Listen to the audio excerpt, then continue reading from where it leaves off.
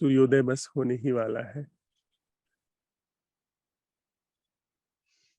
मेरे ठीक सामने पहाड़ पर बर्फ गिरी हुई थी, अब वो धीरे-धीरे जल रही है।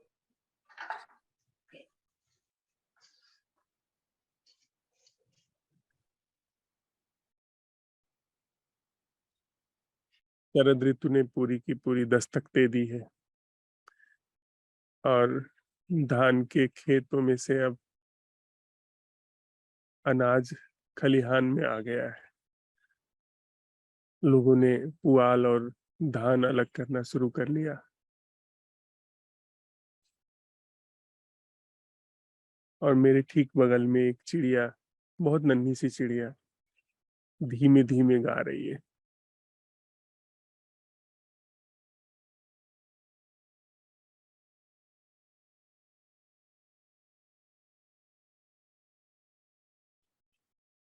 हम लोगों की ध्यानशाला की आज पहले दिन की पहली भोर की बैठक है। हम लोग इन आने वाले 7 दिनों में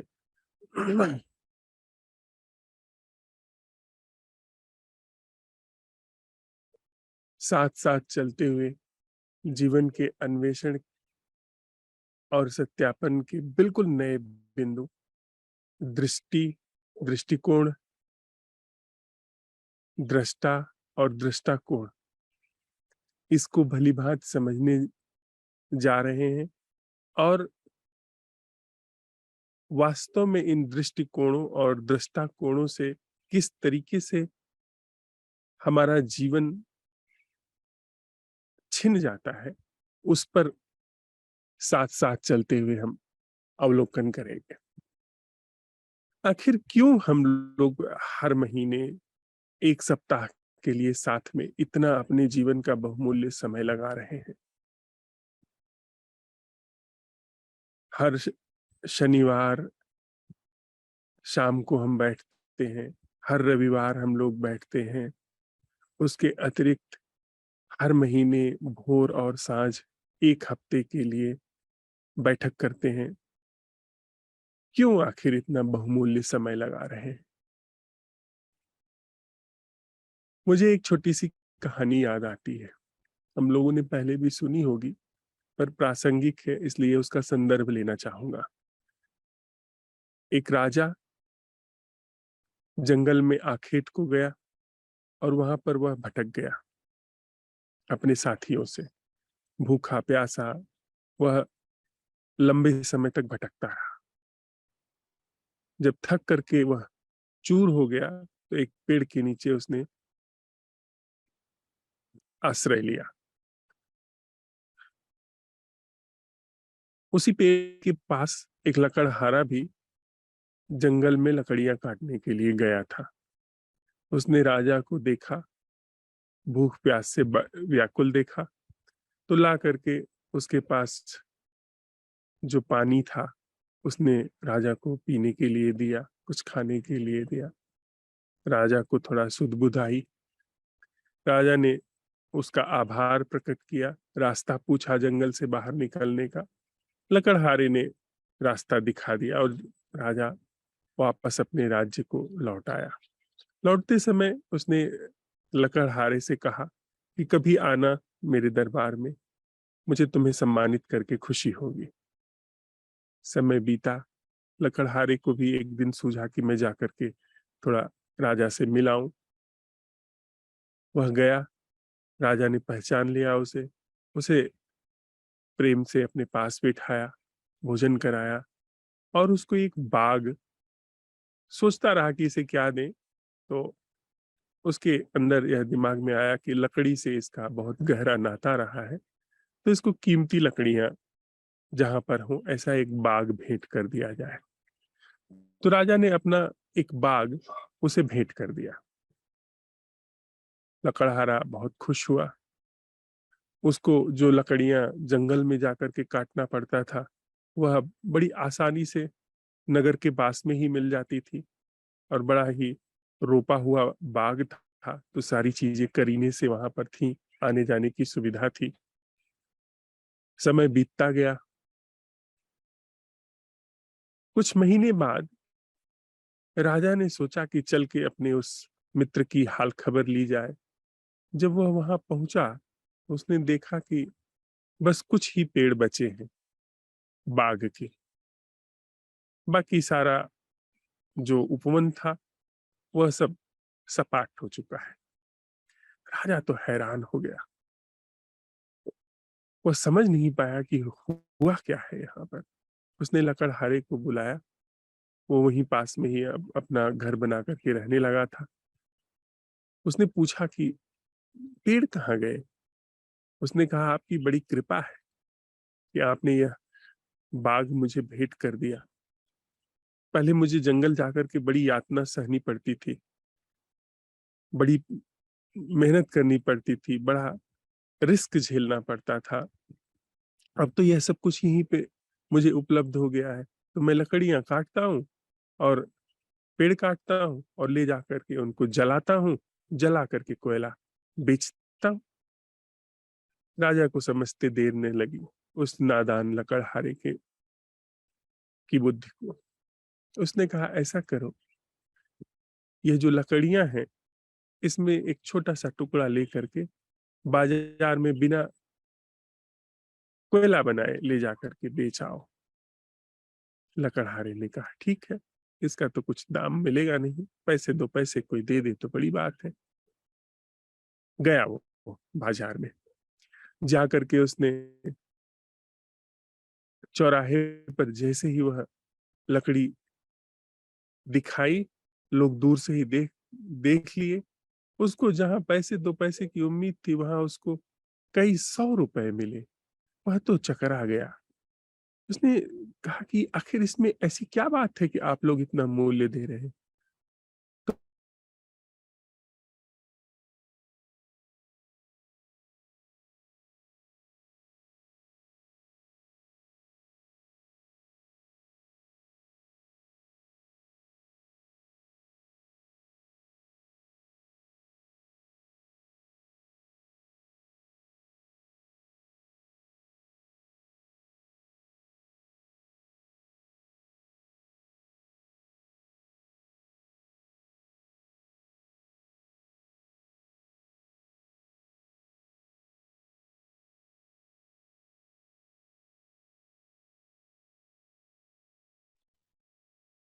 आवाज नहीं आ रही। हाँ, अभी जस्ट 2 मिनट में आ जाएगी। थोड़ा यहाँ कनेक्शन का प्रॉब्लम।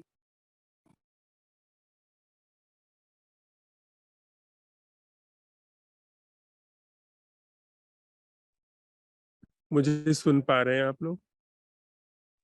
हाँ, अभी ठीक है।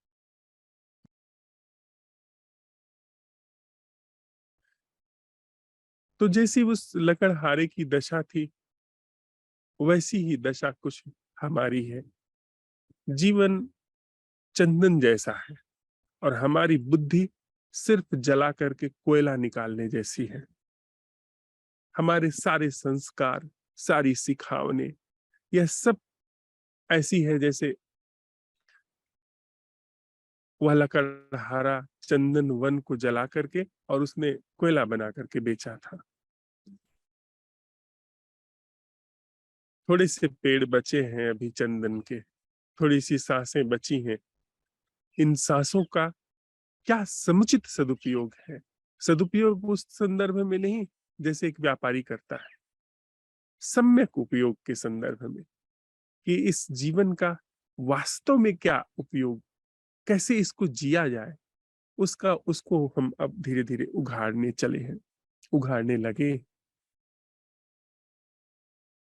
तो अगर हम उन सारी चीजों में जिसमें अब तक चलते चले आए हैं, उसी में रचे पचे रहें, नौकरी, रिश्ते नाते, यार दोस्त, व्यसन, जो अभी तक करते चले आए हैं, अगर वही करते चले जा रहे हैं, तो फिर हमारा जीवन कोयले को कोयला बना करके बेचने जैसा नहीं है।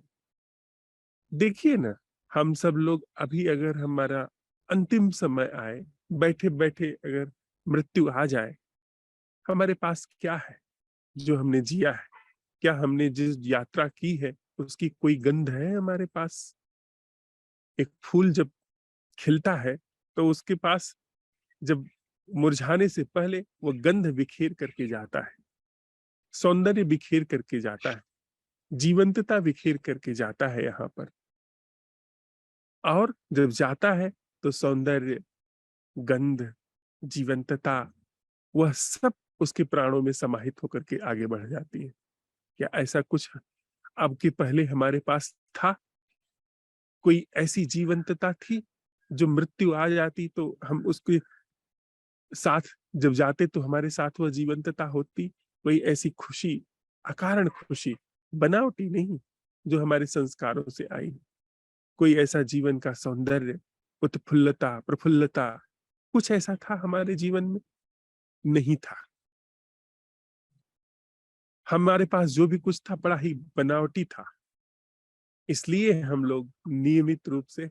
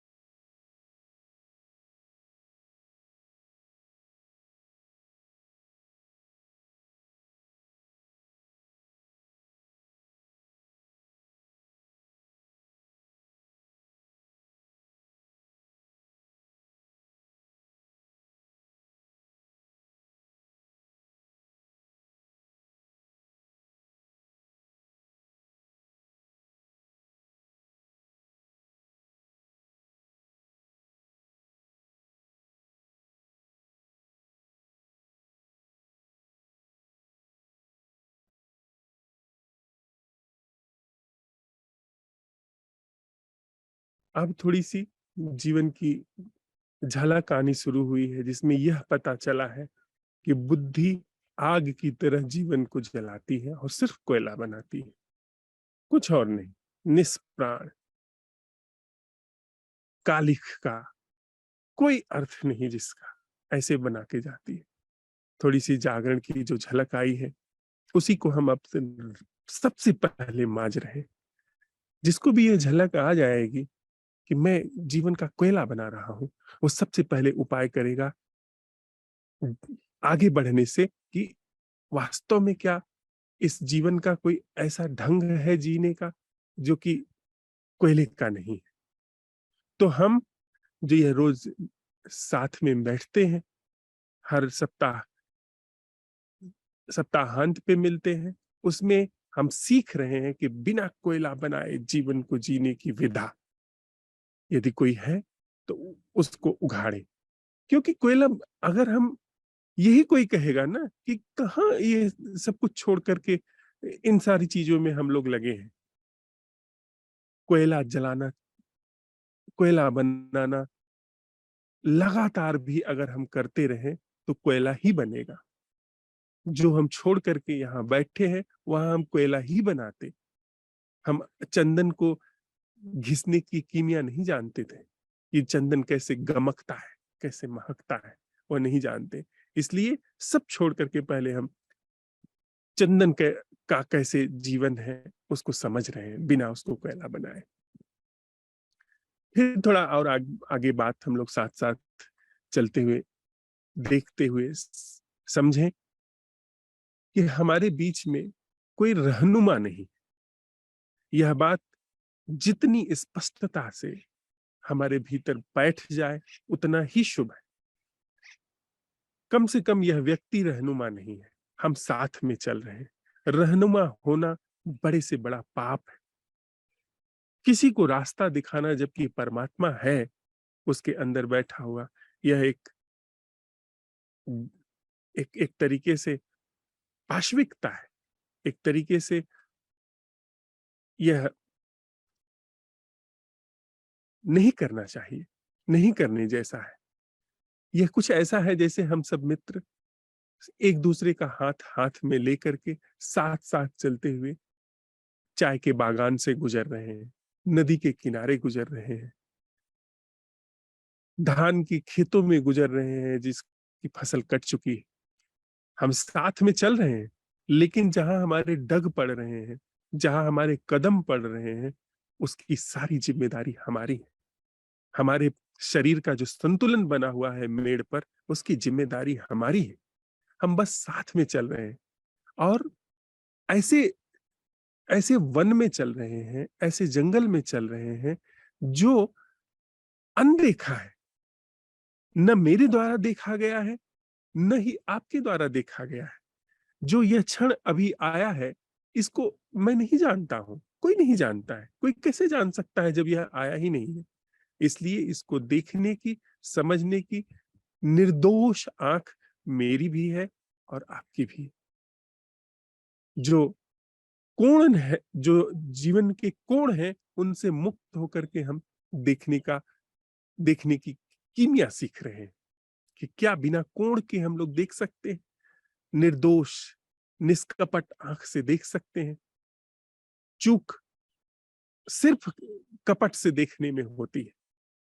तो हम आप साथ चल रहे हैं, बस इतना हो सकता है कि आँखें थोड़ी किसी की उनीदी सी हो और थोड़ी किसी की साफ हो गई हो।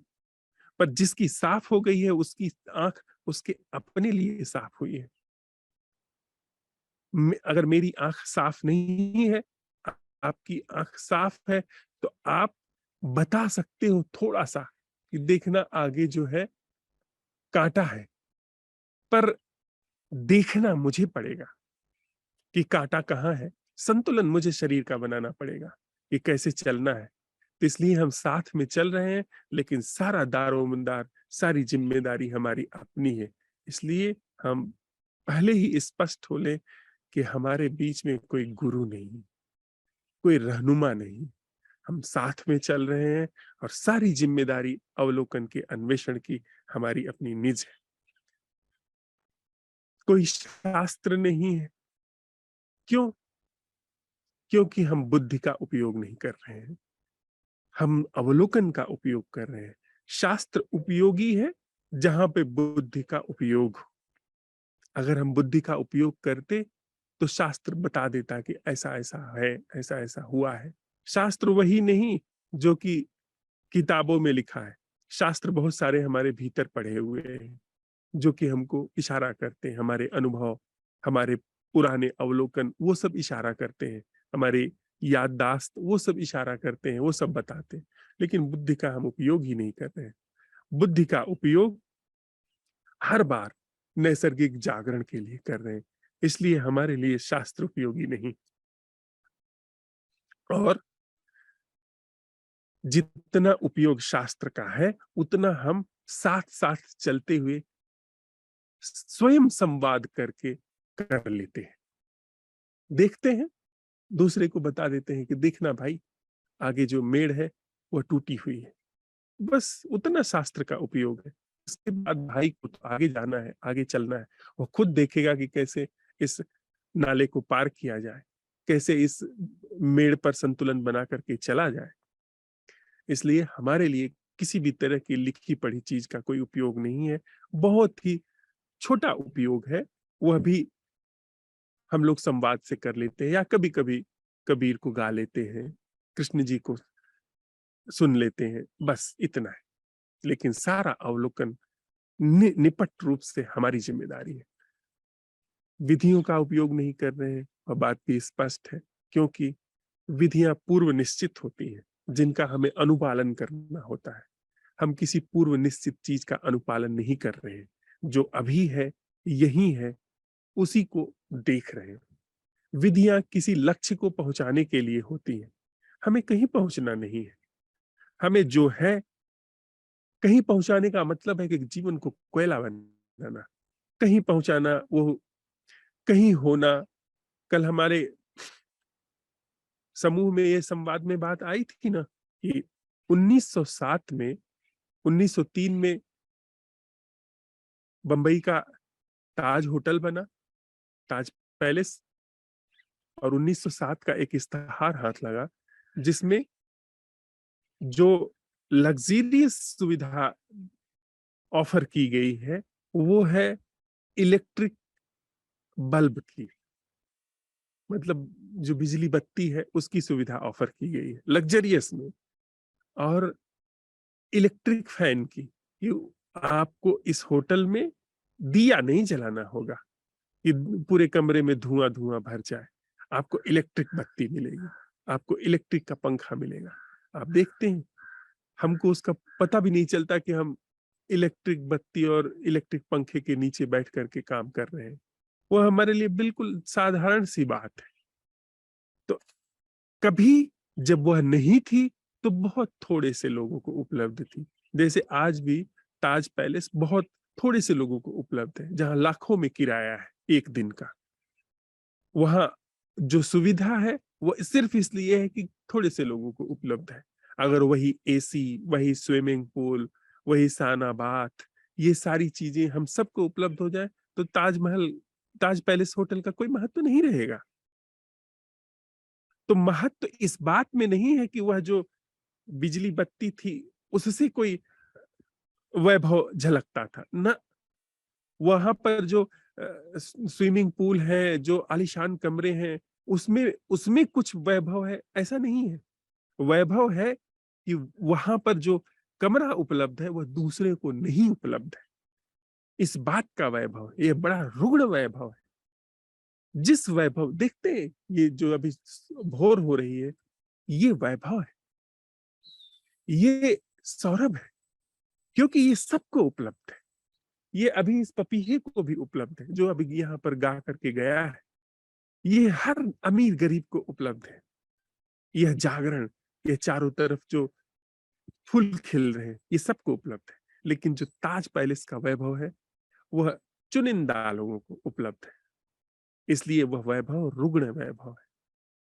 ऐसा वैभव कोयले को जला करके मिलने वाला, कोयला बना करके, चंदन को कोयला बना करके मिलने वाला वैभव है। पर हमारा मन इसी तरह से काम करता आया है कि वह ऐसे वैभव करेगा जो शारीरिक तल पर है, जो दूसरे को उपलब्ध नहीं है।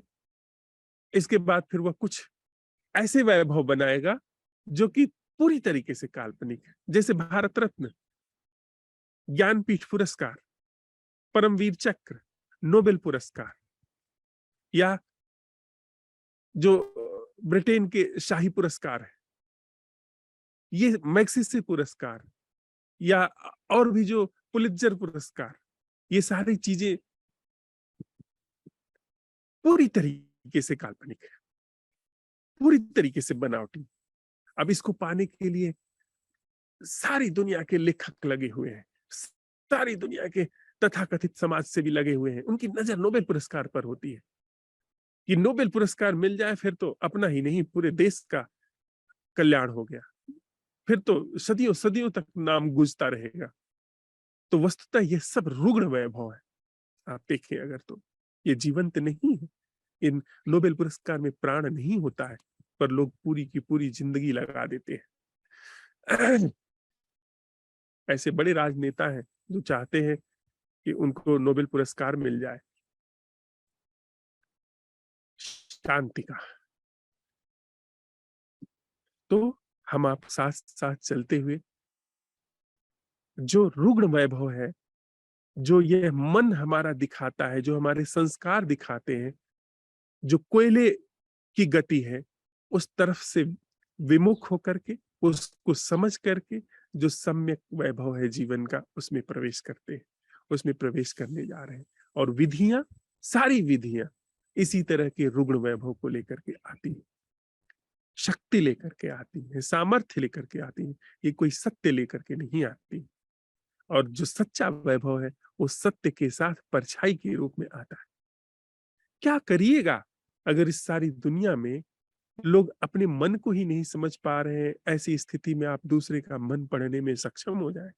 क्या करिएगा इस दुनिया में जहाँ चारों तरफ लोग भ्रमित हैं, दुखी हैं, वहां पर आपकी कुंडलिनी जाग जाए, आप बड़े आनंदित बैठे हुए, कोई मोल नहीं है इसका। जहाँ बहुत सारे मैं दुखी हैं, वहाँ एक मैं बड़ा सुखी हो जाए, ये बड़ा रुग्ण है, ये बड़ा रुग्ण सुख है। वह नहीं, ऐसा वैभव जो सबके साथ बटे, और ऐसा वैभव बटता है जागरण का वैभव। जब हम जागरण को उपलब्ध होते हैं, जागरण को अवसर देते हैं, तो वह प्राणों में प्रवेश करता है हर सोए हुए व्यक्ति के। दुनिया में कोई भी व्यक्ति सोया हुआ है, उसके प्राणों में जब आप जागरण को अवसर देते हैं, तो ह्यूमन कॉन्शसनेस के माध्यम से प्रवेश करता है। पर यह बात मेरी मन न मानिए, यह जागरण को आप अवसर देंगे, अपने आप आपको ये सब रहस्य उघड़ते चले जाएंगे। थोड़ा और विस्तार से इस चीज को हम लोग समझते हैं। मुझे एक और कहानी याद आती है। एक बूढ़े व्यक्ति की, वो कहीं जा रहा था और बड़ा ही संपन्न व्यक्ति था, बहुत सारा उसके पास धन धान्य था। जब वह एक रास्ते से थोड़ा जंगल से गुजरा, डाकुओं ने उसको घेर लिया। उसका जो भी माल असबाब था, सब डाकुओं ने छीन लिया। थोड़ा उसको मारा पीटा भी। उसके पास एक छोटा सा वायलिन था, उसको भी छीन लिया। उस बूढ़े व्यक्ति ने कहा कि आप लोग सब ले जाएं, बस यह वायलिन मुझे दे दे। उन डाकुओं ने समझा, जैसे कि हम सब समझते हैं कि जो चीज अगर मांग ली जाए तो जरूर इसमें कुछ बड़ा बहुमूल्य है, बड़ी तिलिस्म चलती है। आप देखें, धन के संबंध में और काम वासना के संबंध में यह चीज बड़ी गहरे सम्मोहन के रूप में चलती है। अगर आप होशपूर्वक इन दोनों ही चीजों से गुजरे, तो पाएंगे कि यहाँ कुछ भी नहीं। लेकिन सबसे ज्यादा मांगी जाती है यह चीज, और सबसे ज्यादा नकारी जाती है यह चीज। सबसे ज्यादा प्रतिबंध है इस पर। धन पर देखिए कितना प्रतिबंध है, और सारी दुनिया में काम वासना पर कितना प्रतिबंध है। लेकिन सबसे ज्यादा यह चीज मांगी जा रही है। तो ये तिलिस्म है। पर अगर आप उससे होकर के गुजर जाइए होशपूर्वक, तो सारी की सारी बात समाप्त हो गई, उसमें कुछ उसमें रहा नहीं। तो वही वही दशा उस बूढ़े व्यक्ति के साथ हुई। उसने जब मांगा वायलिन, तो उन सब ने कहा कि जरूर इस वायलिन में इसने हीरे छिपा करके रखे होंगे। वैसे ही तो बुद्धि काम करती है कोयला बनाने वाली, कीमिया को लेकर के। उस उन डाकुओं ने वायलिन को इधर-उधर खोला, इधर-उधर देखा, उल्टा-पलटा, उनको कहीं कुछ नजर नहीं आया। तो उन्होंने कहा कि ठीक है, तुम ले लो इस वायलिन को, ये तो कोई हमारे मतलब की चीज नहीं है, इसको तो कोई रुपया 2 रुपया भी नहीं देगा। हमको जो लेना था तुमसे ले लिया। लेकिन फिर भी तिरछी नजर रखी उन्होंने कि करता क्या है इस वायलिन का? कहीं इसने छुपा करके कहीं किसी कोने में कुछ ऐसा हिसाब बना करके तो नहीं कुछ हीरे वगैरह छिपा के रखे, इसलिए वे सब रुक गए। ये आदमी देखते हैं क्या करता है। वह बूढ़ा व्यक्ति जो उन सब ने थोड़ा बहुत उसके साथ छेड़छाड़ की थी, उसको उसने ठीक किया, उसके तार वगैरह सब ठीक किए और इसके बाद बैठ गया। धीरे-धीरे उसने सुर छेड़े, तार छेड़े, साँझ हो गई थी। डाकू भी इंतज़ार कर रहे थे कि देखते हैं यह इसके साथ क्या कर रहा है और धीरे-धीरे ताड़ी लग गई। उसने वायलिन बजाना शुरू किया और उस वायलिन का वह उस्ताद था, मास्टर आदमी था उसका। उसको ब उस तार को छेड़ने में वह बिल्कुल भी निपुण था और जब उसने गीत छेड़ा, संगीत छेड़ा, सारे डाकू मंत्रमुग्ध हो गए। बैठ कर के वो सब आँसू बहाने लगे। उन सब ने कहा कि हमने तो कभी ऐसी चीज़ कोई अपने जीवन में जानी ही नहीं थी। ऐसा भी हो सकता है? हमने तो सारा जीवन का रहस्य इसमें जाना था। यह जो धन है, यह इस छोटी-सी चीज़ में भी ऐसा ऐसा सौंदर्य हो सकता है, ऐसा आनंद हो सकता है, यह तो हम कभी जान ही नहीं पाए थे। उन्होंने उसका लूटा हुआ सारा सामान वापस कर दिया और अपने पास से भी बहुत कुछ भेंट किया और धीरे-धीरे उन्होंने इस बूढ़े व्यक्ति को अपना गुरु बना लिया। उससे सीखने लगे कि हमें भी आप सिखाइए। उन्होंने उस बूढ़े व्यक्ति ने कहा यह आत्मा का संगीत है। हमारे भीतर सबकी आत्मा का संगीत विराजमान है। हम लोग कर्कश कोलाहल में अपना जीवन गंवाते चले जा रहे हैं। आत्मा का संगीत है। आत्मा उन संदर्भ में मत लीजिएगा जो तथाकथित रूप से है। आत्मा के संगीत से मेरा आशय है जो हमारे प्राणों में छिपा हुआ गीत है। ऐसा गीत जो हम लेकर के पैदा हुए और जो ऐसी गंध जो चंदन की होती है, जो जलाने पर नहीं हाथ लगती है, जो घिसने पे हाथ लगती है। चंदन को आप कितना भी जलाइएगा कोई गंध नहीं आएगी। ऐसा मैंने सुना है, कभी देखा नहीं। उसको जब घिसते हैं आप, तो फिर गंध आती है उसमें। तो यह जीवन कुछ चंदन जैसा है जिसकी गति अभी हमने जानी नहीं।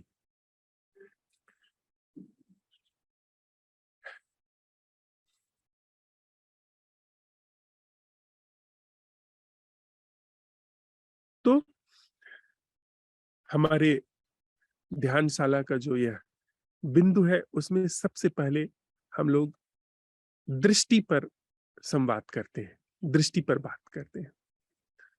उसके बाद हम कोण पर आएँगे।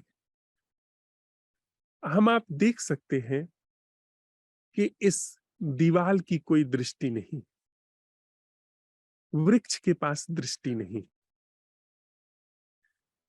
थोड़े से ऐसे जीव हैं जिनके पास दृष्टि है, जो देख सकते हैं, जिनके पास ऐसा एक उपकरण है शरीर में जिसके माध्यम से देखा जा सकता है, देखने की घटना घटती है। और वह कुछ ऐसे है जैसे मेरे पास दृष्टि है यानी आँख है, तो मैं जब इधर देखता हूँ, तो इधर की पूरी संरचना आँखों पर पड़ती है, दृष्टि पर दृष्टि उद्घाटित होती है। इधर देखता हूँ, तो फिर इधर की सारी संरचना दिखाई पड़ती है। पर जब मैं इधर देख रहा हूँ, तो इधर कोई दृष्टि नहीं है। इधर दृष्टि का कोई स्वरूप नहीं। जब इधर देखता हूँ, तो ही दृष्टि का स्वरूप होता है।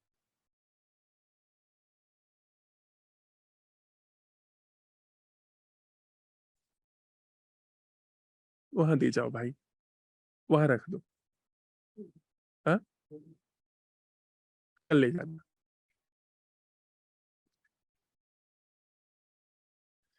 अब यह जो दृष्टि है, यह बिल्कुल प्राकृतिक है। इसमें कोई छेड़छाड़ नहीं की गई है। आँख जैसा दिखा रही है, वैसा आँखों के पटल पर पड़ रहा है। यह दृष्टि। बिल्कुल हम लोग सरलता से, सहजता से चलें कि हमारे जीवन पर सिर्फ जो दृष्टि है, नज़र, जिस पे कोई छेड़छाड़ नहीं की। अभी कोण नहीं आया है। कोण तब आता है जब हम इसका नामकरण करते हैं। सिर्फ जो है वैसा का वैसा दिखना, यह दृष्टि। मुझे एक और कहानी कह लेने दीजिए। एक व्यक्ति हफीज नाम का साउथ अफ्रीका में हुआ। साउथ अफ्रीका में बहुत सारे हीरे की खदानें हैं। उसने सुना ऐसा कि दक्षिण अफ्रीका में जगह-जगह हीरे निकल रहे हैं। किसी ने आकर के उसको बताया, छोटा-सा वो किसान था। किसी ने आकर के उसको बताया, "क्यों यहाँ पर तुम परेशान हो रहे हो? जाओ हीरे खोजो। पूरे अफ्रीका में हीरे मिल रहे हैं जगह-जगह पर। जाओ उसे खोजो। अगर एक भी हीरा मिल गया तुम्हें, तो तुम्हारी वर्षों की जो खेती-बाड़ी है, उसको करने की ज़रूरत नहीं पड़ेगी।" उसको यह बात समझ में आई। उसने अपनी थोड़ी-सी जो ज़मीन वगैरह थी, उसको बेच दिया और जो धन मिला, उसको लेकर के वो यात्रा पर निकल गया। वह दूर-दूर खोजता रहा। वह बार्सिलोना गया, वह और भी दूसरे शहरों में गया और जंगलों में गया, नदियों के किनारे गया, पर उसे कहीं हाथ नहीं लगा। लोगों से मिला कि कैसे खोजना है, वो विधा सब सीखी, पर उसको कुछ भी हाथ नहीं लगा। कई वर्ष बीत गए, फिर उसने निराश होकर के, दुखी होकर के, नदी में कूद करके आत्महत्या कर ली। जब उसने आत्महत्या कर ली, उसके अब घरवालों को तो उसके कुछ पता नहीं था। तो जो नया मालिक था उसके खेत का, जिसको उसने खेत बेचा था, वह उसके खेत में ले जाकर के अपने ऊँट को, कोई छोटा नाला बहता था, उसके उसमें पानी पिला रहा था। तो पानी पिलाते हुए उसने देखा कि वहाँ पर कोई चमकीली चीज़ पड़ी हुई है। उसको भी कुछ पता नहीं था, वो भी एक छोटा ही किसान था। उसने वह चीज़ उठा ली और लेकर के लाया अपने, और उसने सोचा कि बैठक में अच्छी यह दिखेगी, उसने ला कर के रख दिया। और उसके बाद उसके जो जो नया मालिक था और हफीज के कुछ मित्र आए जिनको हीरे के बारे में कुछ जानकारी थी। आए, उन्होंने उसकी बैठक में वह चमकीला पत्थर देखा, तो बड़े चकित हुए। उन्होंने पूछा, क्या हफीज वापस आ गया? उसको हीरे मिल गए? उसने कहा, नहीं, हफीज तो नहीं वापस आया। कहा, फिर ये हीरा कैसे यहाँ पर है? कौन ले आया? उसने कहा कि ये हीरा है। मुझे तो नहीं पता था, ये तो मुझे वहाँ नाले के किनारे मिला। सब भागे उधर, गए, तो उन्होंने देखा कि उस नाले के किनारे न जाने कितने पत्थर ऐसे पड़े हुए हैं। उसी हफीज के खेत में न जाने कितने ऐसे पत्थर पड़े हुए हैं। उन सारे पत्थरों को इकट्ठा किया गया, उसके खेत में बहुत सारे पत्थर मिले, उनको इकट्ठा किया गया, उनको भेजा गया, पाया कि सब प्रथम श्रेणी के हीरे थे। हफीज सारी दुनिया खोजता रहा और उसको हीरे नहीं मिले, और ठीक उसी के खेत में हीरे पड़े हुए थे। अपने ही खेत को बेच करके वो हीरा खोजने के लिए गया। ये अब कहानी पढ़ते हुए मुझे अपनी हम सब लोगों के जीवन की गाथा याद आई। हम सब लोग कितना खुशी, कितना आराम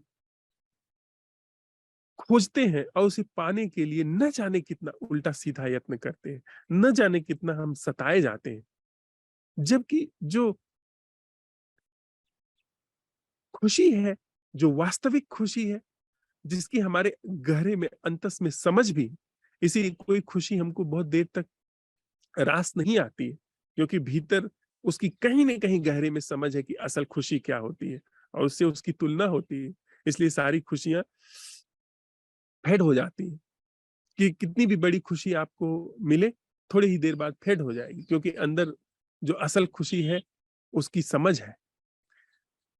अंदर हमारे इतना खुशी का भंडार भरा हुआ है, आराम का, सुरक्षा का, चैन का, शांति का भंडार भरा हुआ है, और हम लोग सारी दुनिया भटकते चले जाते हैं। हमारी गाथा उस हफीज की गाथा से अलग नहीं।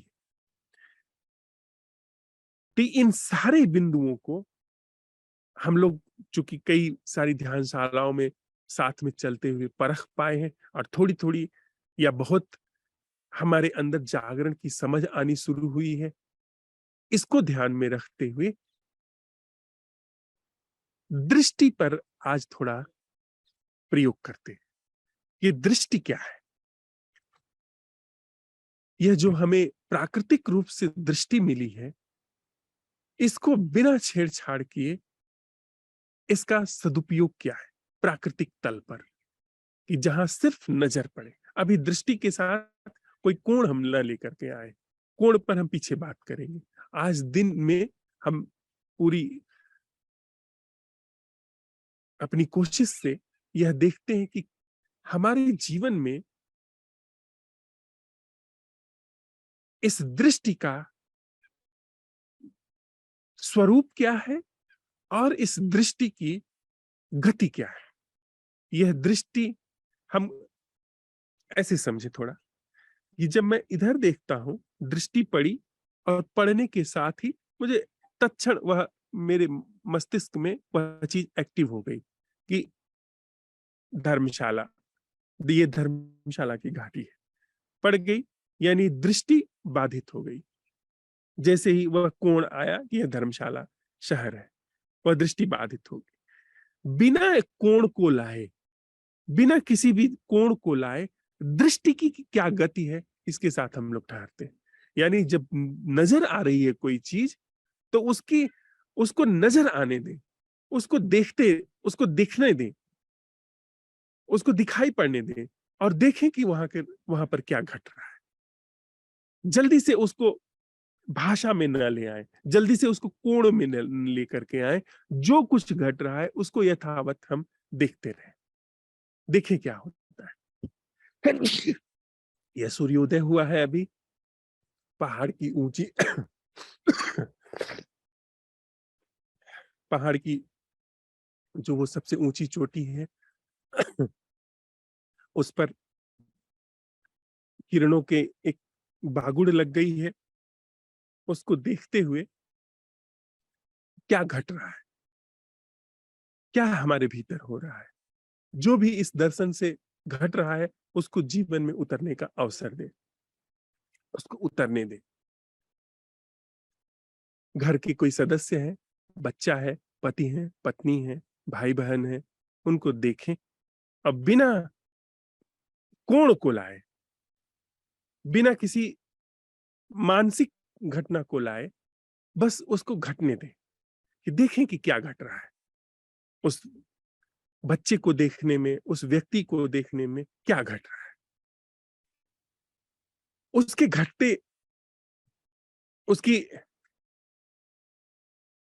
घटना में, उसके घटने देने में जो भी कुछ अवलोकन में आता है, उसको लेकर के फिर हम साँझ की बैठक में मिलेंगे।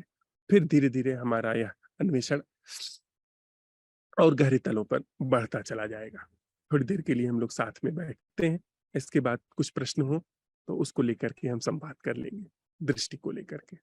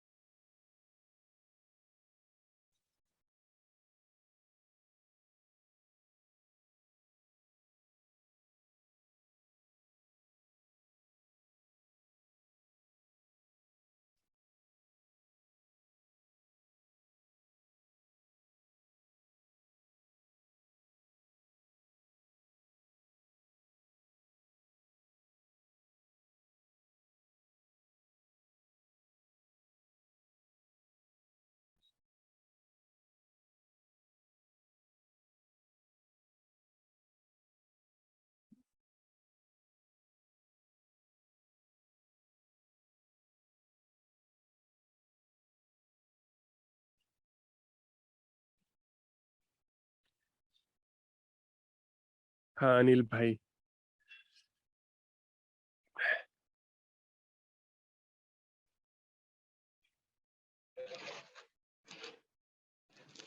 नमस्ते सर।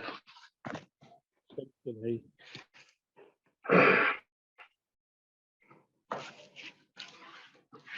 मैं बैठा हूँ यहाँ पे, एक बंद कमरा है सर, ये होटल का रूम है एक्चुअली। तो बाहर कुछ ऐसा प्राकृतिक दृश्य वगैरह तो कुछ नहीं है, पूरा पैक है ये। आवाज आ रही है ना सर मेरी? हाँ जी बिल्कुल। एक्चुअली सर, दृष्टि का क्या स्वरूप है, जो आज का प्रश्न है। मुझे ऐसा लगता है कि इस प्रश्न के साथ प्रयोग तो हम लोग शायद शुरू से ही करते आ रहे हैं, है ना? तो आज भी वही है। जस्ट जब आप बोल रहे थे तब भी मैं यही देख रहा था कि वो बाधित होती ही है, वो बिना बाधित हुए रह ही नहीं पाती। ज्यादा से ज्यादा एक ये होता है कि आप ये देख पाते हैं कि कितना एक वो बंधन है कि हम चाह कर भी कोई चीज नहीं कर पा रहे हैं। ये चीज मतलब बहुत तेजी से निकल के आती है कि मैं चाह रहा हूं कि मेरे सामने मान लीजिए ये गेट है, और इस गेट को मैं देखूं और सिर्फ दिखे मेरे को, ये इसका नाम ना आए, इसके बारे में कुछ ना आए, मतलब बहुत ये मुश्किल सा हो जाता है ये चीज। और एक और मैं कुछ चीज पूछने वाला था सर आपसे, थोड़ा इससे संबंधित नहीं है पर हम जो प्रयोग करते आ रहे हैं उसी से रिलेटेड है। कि जैसे सर मैंने प्रयास पर बहुत संवाद किया है, आपकी और मेरी इस प्रयास शब्द पे बहुत बात हुई है, और स्वभाव पर भी बात हुई है। तो वहां पर ये चीज थी, मैं समझता था पहले कि स्वभाव में किसी भी तरह की कोई प्रयास की जरूरत नहीं होती है, वहां पे प्रयास स्वतः ही गिर जाता है, होने के लिए कुछ प्रयास नहीं करना पड़ता है। तो ये चीज मेरे को समझ में आती थी। लेकिन पिछले कुछ दिनों से, 6-7 दिनों से कुछ ऐसा हुआ है कि मैं आपको ये कहूं कि ये समझ से थोड़ा आगे गई है बात मेरे लिए। मतलब मेरे को अब इसमें बुद्धि नहीं लगानी पड़ती है कि मैं सोच विचार के इस चीज को सत्यापित करूं। जैसा मेरे को लगता है कि हाँ, ऐसा है, स्वभाव में प्रयास नहीं करना पड़ेगा। अभी कहाँ है वो बात मुझे नहीं पता है कि मैं कौन से स्तर से समझ रहा हूँ उस बात को। पर जब मैं खुद के साथ रहता हूँ, अपने जीवन में देखता हूँ, तो मैं लगातार, चाहे बहुत बड़े स्तर पे देखूं चाहे छोटे स्तर पे देखूं, लगातार एक प्रयास की गतिविधि चलती ही रहती है सर वहां पर। अब इस दृष्टि वाली बात को अगर इसके साथ जोड़ के देखूं तो मैं खूब समझ पा रहा हूँ कि दृष्टि मतलब आंख है, आंख का स्वभाव है देखना है, मन का स्वभाव उसको नामकरण में चले जाना है। अब ये सब चीज जब मेरे साथ होनी है तो मैं लगातार एक प्रयास में आ गया, अचानक से प्रयास में आ गया। तो मुझे ऐसा लगता है कि कहीं मैं प्रश्न उठाने में कुछ मैकेनिकल हो गया है मेरा मामला, कि प्रश्न ठीक से उठा नहीं पा रहा हूं मैं, या जैसे कि वो जो प्रश्न है वो अटेंडिंग क्या है जो मैं नहीं कर रहा, ये प्रश्न बहुत उठता है।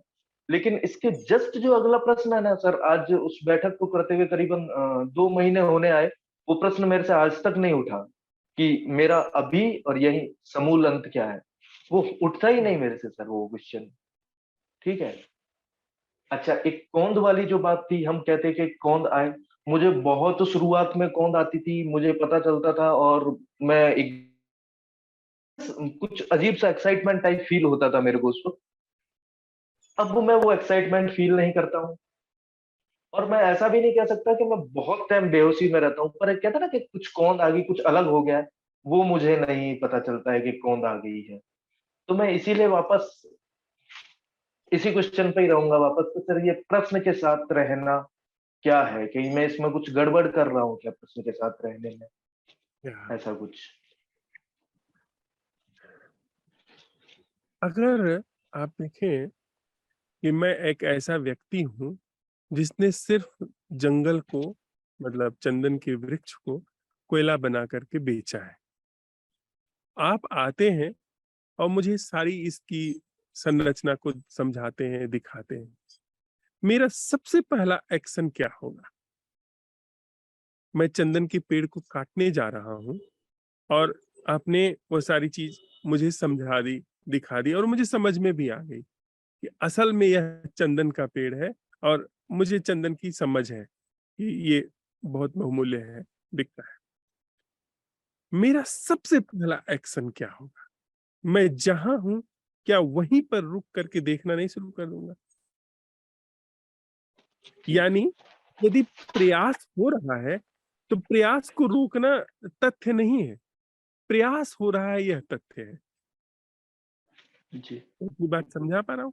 कि जी। प्रयास हो रहा है, यह तथ्य है। क्या प्रयास होने को जो प्रयास होने की घटना घट रही है, उसको बिना छेड़-छाड़ किए देखा जा सकता है कि प्रयास हो रहा है? एग्ज़ैक्टली सर, यहीं यहीं पे गड़बड़ हो रही है।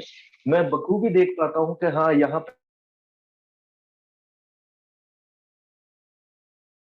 आती है ना, वो अंदर से ऐसा एक आता है कि प्रयास होने नहीं देना है, क्योंकि वो एक बैठ गया ना कि निष्प्रयास।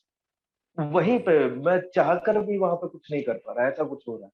जैसे मैं ये हाँ, गेट को बिना गेट किए नहीं देख पा रहा। अब मैं लगातार हाँ। इसमें प्रयास में चला जाऊँगा, ऐसा कुछ हो हुँ। रहा है सर। तो कहीं न कहीं निष्प्रयास की एक धारणा बन जी, जी, निष्प्रयास का एक लक्ष्य बन गया, जिसकी वजह से यह जो अवलोकन है, वह बाधित हो रहा है। जी। तो क्या हम ऐसा कर सकते हैं इस समय की जो भी हमारी स्थिति है, प्रयास चल रहा है, वह वस्तु स्थिति है। वो प्रयास के मोमेंटम को हमने आपने निर्मित नहीं किया है।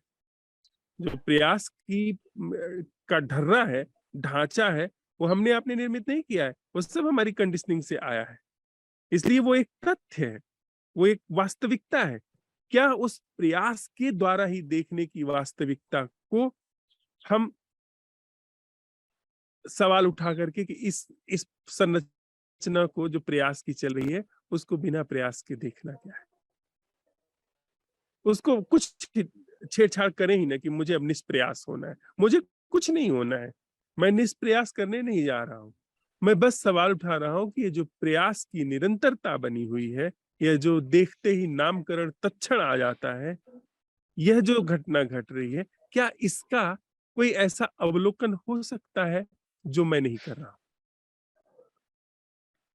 इसमें होगा क्या कि मुझे मन कैसे काम करता है कि तुम्हें कोयला बनाना रोकना होगा, तुम्हें आग जलानी रोकनी होगी, तुम्हें जो कि मैंने आपसे समझ लिया, तो मन मुझे कैसे सुझाव दे रहा है कि तुम्हें कोयला बनाना रोकना होगा, तुम्हें आग जलानी रोकनी होगी, तुम्हें उसको बोरे में भरना रोकना होगा। ये सारी चीजें जो हैं कोयला जलाने के क्रम में हैं। मन ये सुझाव दे रहा है। मन यह सुझाव दे करके वो कोयला बनाने वाली ही प्रक्रिया में अभी लीन है, अभी व्यस्त है।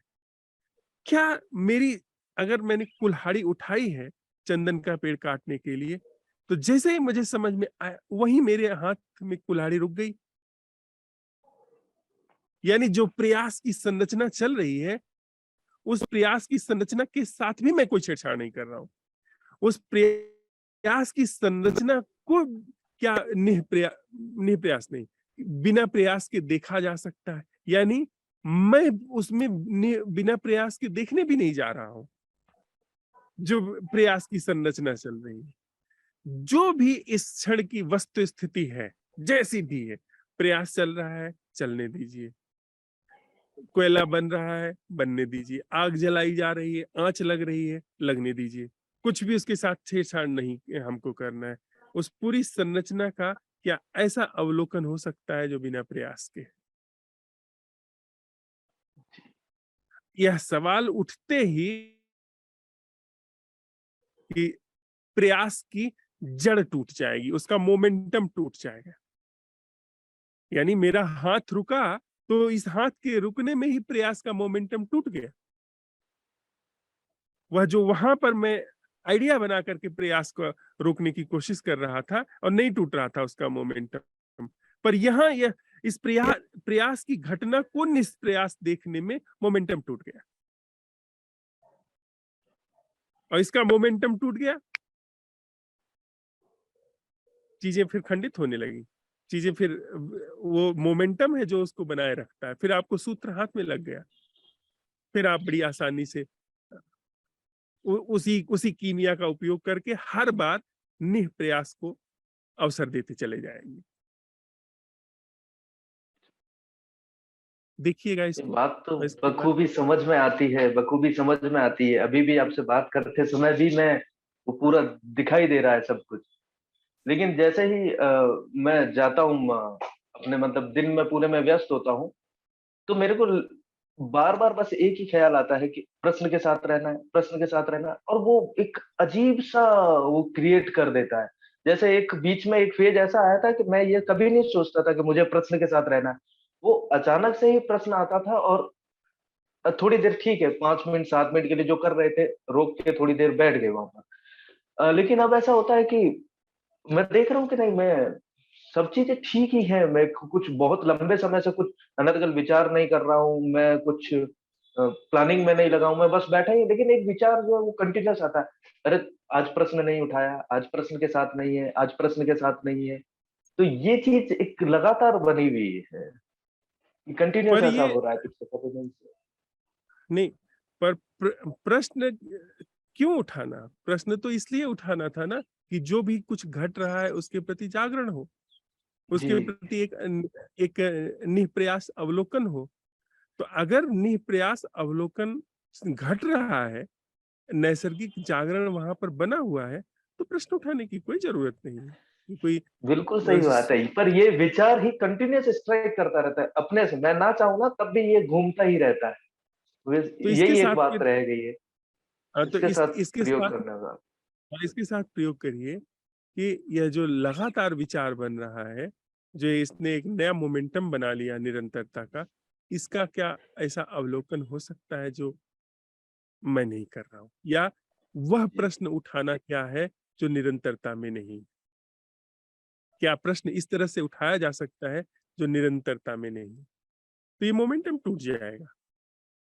और जागरण अनिल भाई, नैसर्गिक जागरण जो है वह कसौटी है। कि जागरण आया तो प्रश्न वगैरह जाए भाड़ में। अगर नैसर्गिक हाँ, रूप से जागरण घटित हो रहा है तो प्रश्न उठाने की कोई जरूरत नहीं है। हाँ, जैसे आप मुझे सुन रहे हैं, मैं आपको सुन रहा हूँ, आप मुझे कह रहे हैं, मैं आपको कह रहा हूँ। इस कहने सुनने में क्या ऐसा जागरण है जो हम नहीं कर रहे हैं? क्या ऐसा सुनना है जो मैं नहीं कर रहा हूँ? क्या ऐसा बोलना है जो मैं नहीं कर रहा हूँ? यह प्रश्न है और इस प्रश्न से जगह लिया हुआ जागरण है। बात खत्म, फिर सूत्र हाथ में है। वह तो भाई जब मैंने सूप उठाया, तो उठा करके मुँह में डाला, फिर चम्मच की ज़रूरत खत्म हो गई। चम्मच खत्म, वो बिल्कुल बाहर जाता है। चम्मच हम असंभव प्रश्न बाँचने के लिए थोड़ी बैठे हैं। असल चीज़ है जागरण। नैसर्गिक जागरण हाथ में आया कि वह चम्मच की उपयोगिता खत्म हो गई। चम्मच में कुछ है भी नहीं। चम्मच में जूस थोड़ी है। चम्मच तो बस एक एक कीमिया की तरह काम किया कि उसने जो बाउल में रखा हुआ सूप है, उसको ला करके जुबान पर रख दिया, मुँह में डाल दिया, बस। तो असंभव प्रश्न बस उतनी उपयोगिता है, उससे जैसे ही जागरण जगह लिया, बात खत्म।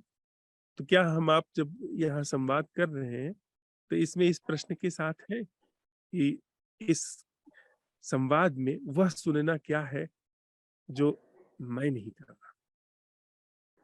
वह बोलना क्या है जो मैं नहीं कर रहा?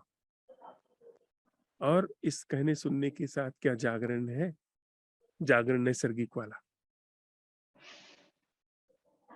यहाँ अगर हम आप सिद्ध हो गए, यहाँ अगर यह चीज़ सिद्ध हो गई कहने सुनने में, तो आगे आप सिद्ध कर ले जाएँगे। आगे अपने आप चीज़ें सिद्ध होती चली जाएँगी, क्योंकि फिर आगे सिर्फ मजना है। हीरा मिल गया, अब उसकी सिर्फ कटाई करनी है। हीरा मिलना महत्वपूर्ण है। मिट्टी मिलेगी तो कितना छाँटोगे आप उसको? कोई ऐसे साधारण पत्थर मिल जाएगा, कितना उसको छाँटोगे? लेकिन हीरा मिल गया तो हर अगली बात उसको उस पर घिसाई करती है, उसके अंदर और चमक लाती है। क्या हम आप यहाँ पर जब संवाद कर रहे हैं, तो नैसर्गिक जागरण है? सर पहचान पाना तो मुश्किल होता है मेरे लिए कि क्या होता है। पर हाँ, मैं आपकी बात प्रमाद नहीं बखूबी है, सुन रहा हूँ। हाँ, ये मैं कह सकता हूँ। आपकी बस बात ठीक है। बखूबी सुन रहा हूँ, बात बखूबी सुन रहा हूँ अच्छे से। अपने और आप अपने आप ये हो रहा है कि प्रयास कर रहे हैं।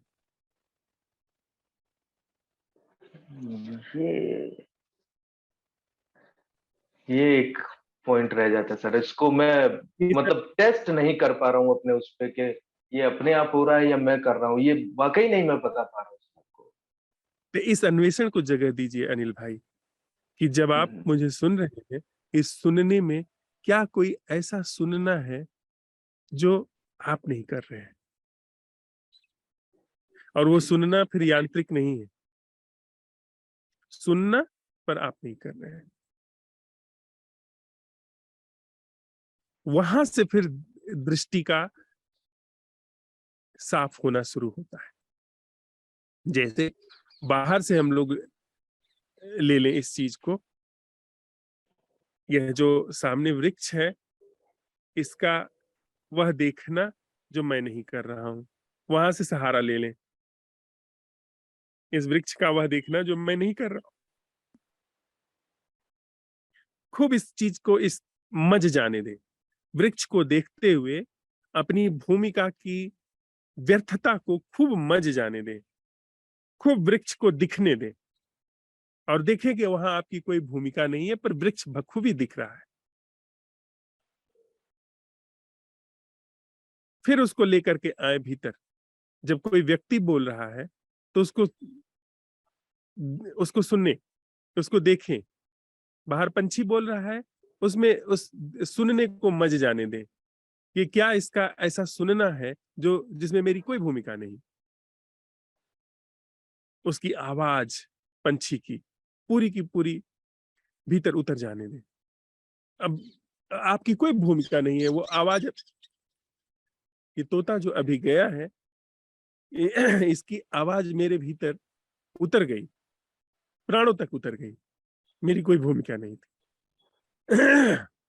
क्योंकि यहाँ पर सिर्फ सुना जा रहा है, आपको भी सुना जा रहा है और बाहर से जो आवाजें आ रही हैं वहां उसको भी सुना जा रहा है। मेरी कोई भूमिका नहीं, मैंने सिर्फ अवसर दिया है। और फिर जब आप बोलेंगे, आपको भी सुना जाएगा, आपको भी सुनने, आपके भी कथन को अवसर दिया जाएगा, आपकी आवाज सुनी जाएगी, पर भीतर कोई प्रतिक्रिया नहीं है। पूरी की पूरी चीज वहीं पर रिसीव हो रही है, बिना।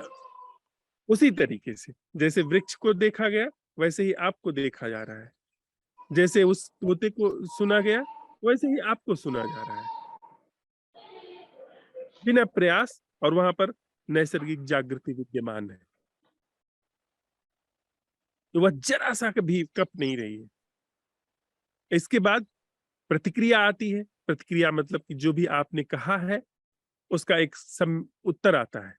उस उत्तर को भी भीतर सुना जा रहा है, कहते हुए सुना जा रहा है, बिना प्रयास। इसको आजमाइएगा अनिल भाई, इसको जी देखिए। दृष्टि को, श्रवण को बिल्कुल सरलता से घटने दीजिए। इसके बाद फिर आगे हम लोग सांझ की बैठक में संवाद करेंगे। अमित जी भाई। सर प्रणाम। प्रणाम अमित। सर दृष्टि, जो अभी हम आपकी बात सुन रहे थे, तो इसमें क्या है कि फोकस तो करना पड़ रहा थोड़ा सा, मतलब कई दफा ऐसा हो जा कि ध्यान, दिमाग है ना कहीं इधर उधर भाग जा, तो फोकसिंग तो थोड़ी सी लानी पड़े मुझे लग रहा आपकी बात सुनने में।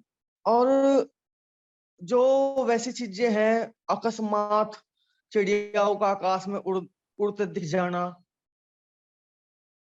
और अचानक खुशबू का आ जाना हार श्रृंगार के पेड़ से, जो पहले मेरे साथ कम होता था, तो वो चीजें स्वतः होती है, इसमें मेरी कोई भूमिका नहीं होती।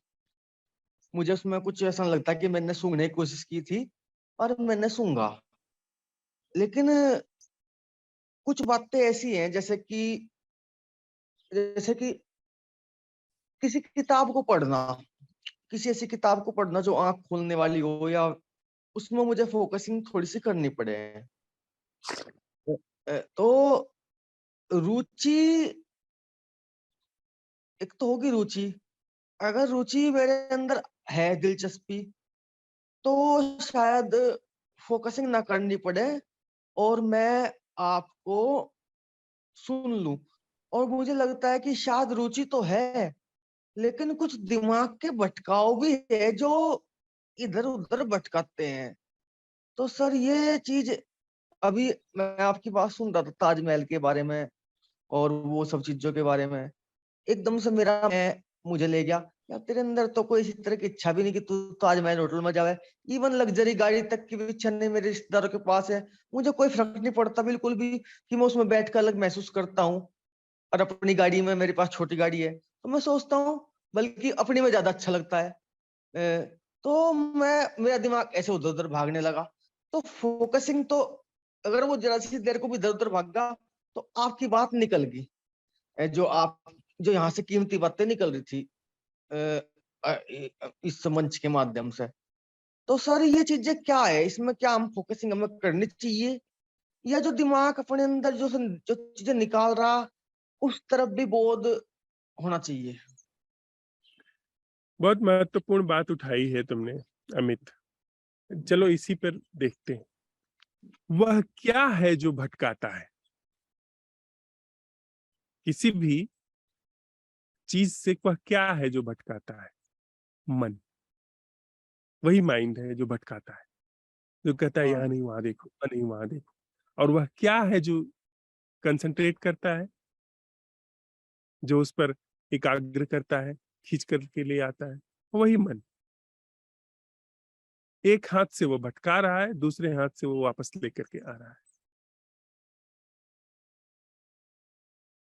इसको इस तरीके से हम क्रॉस नहीं कर सकते हैं, इस तरीके से हम समझ नहीं कर सकते हैं।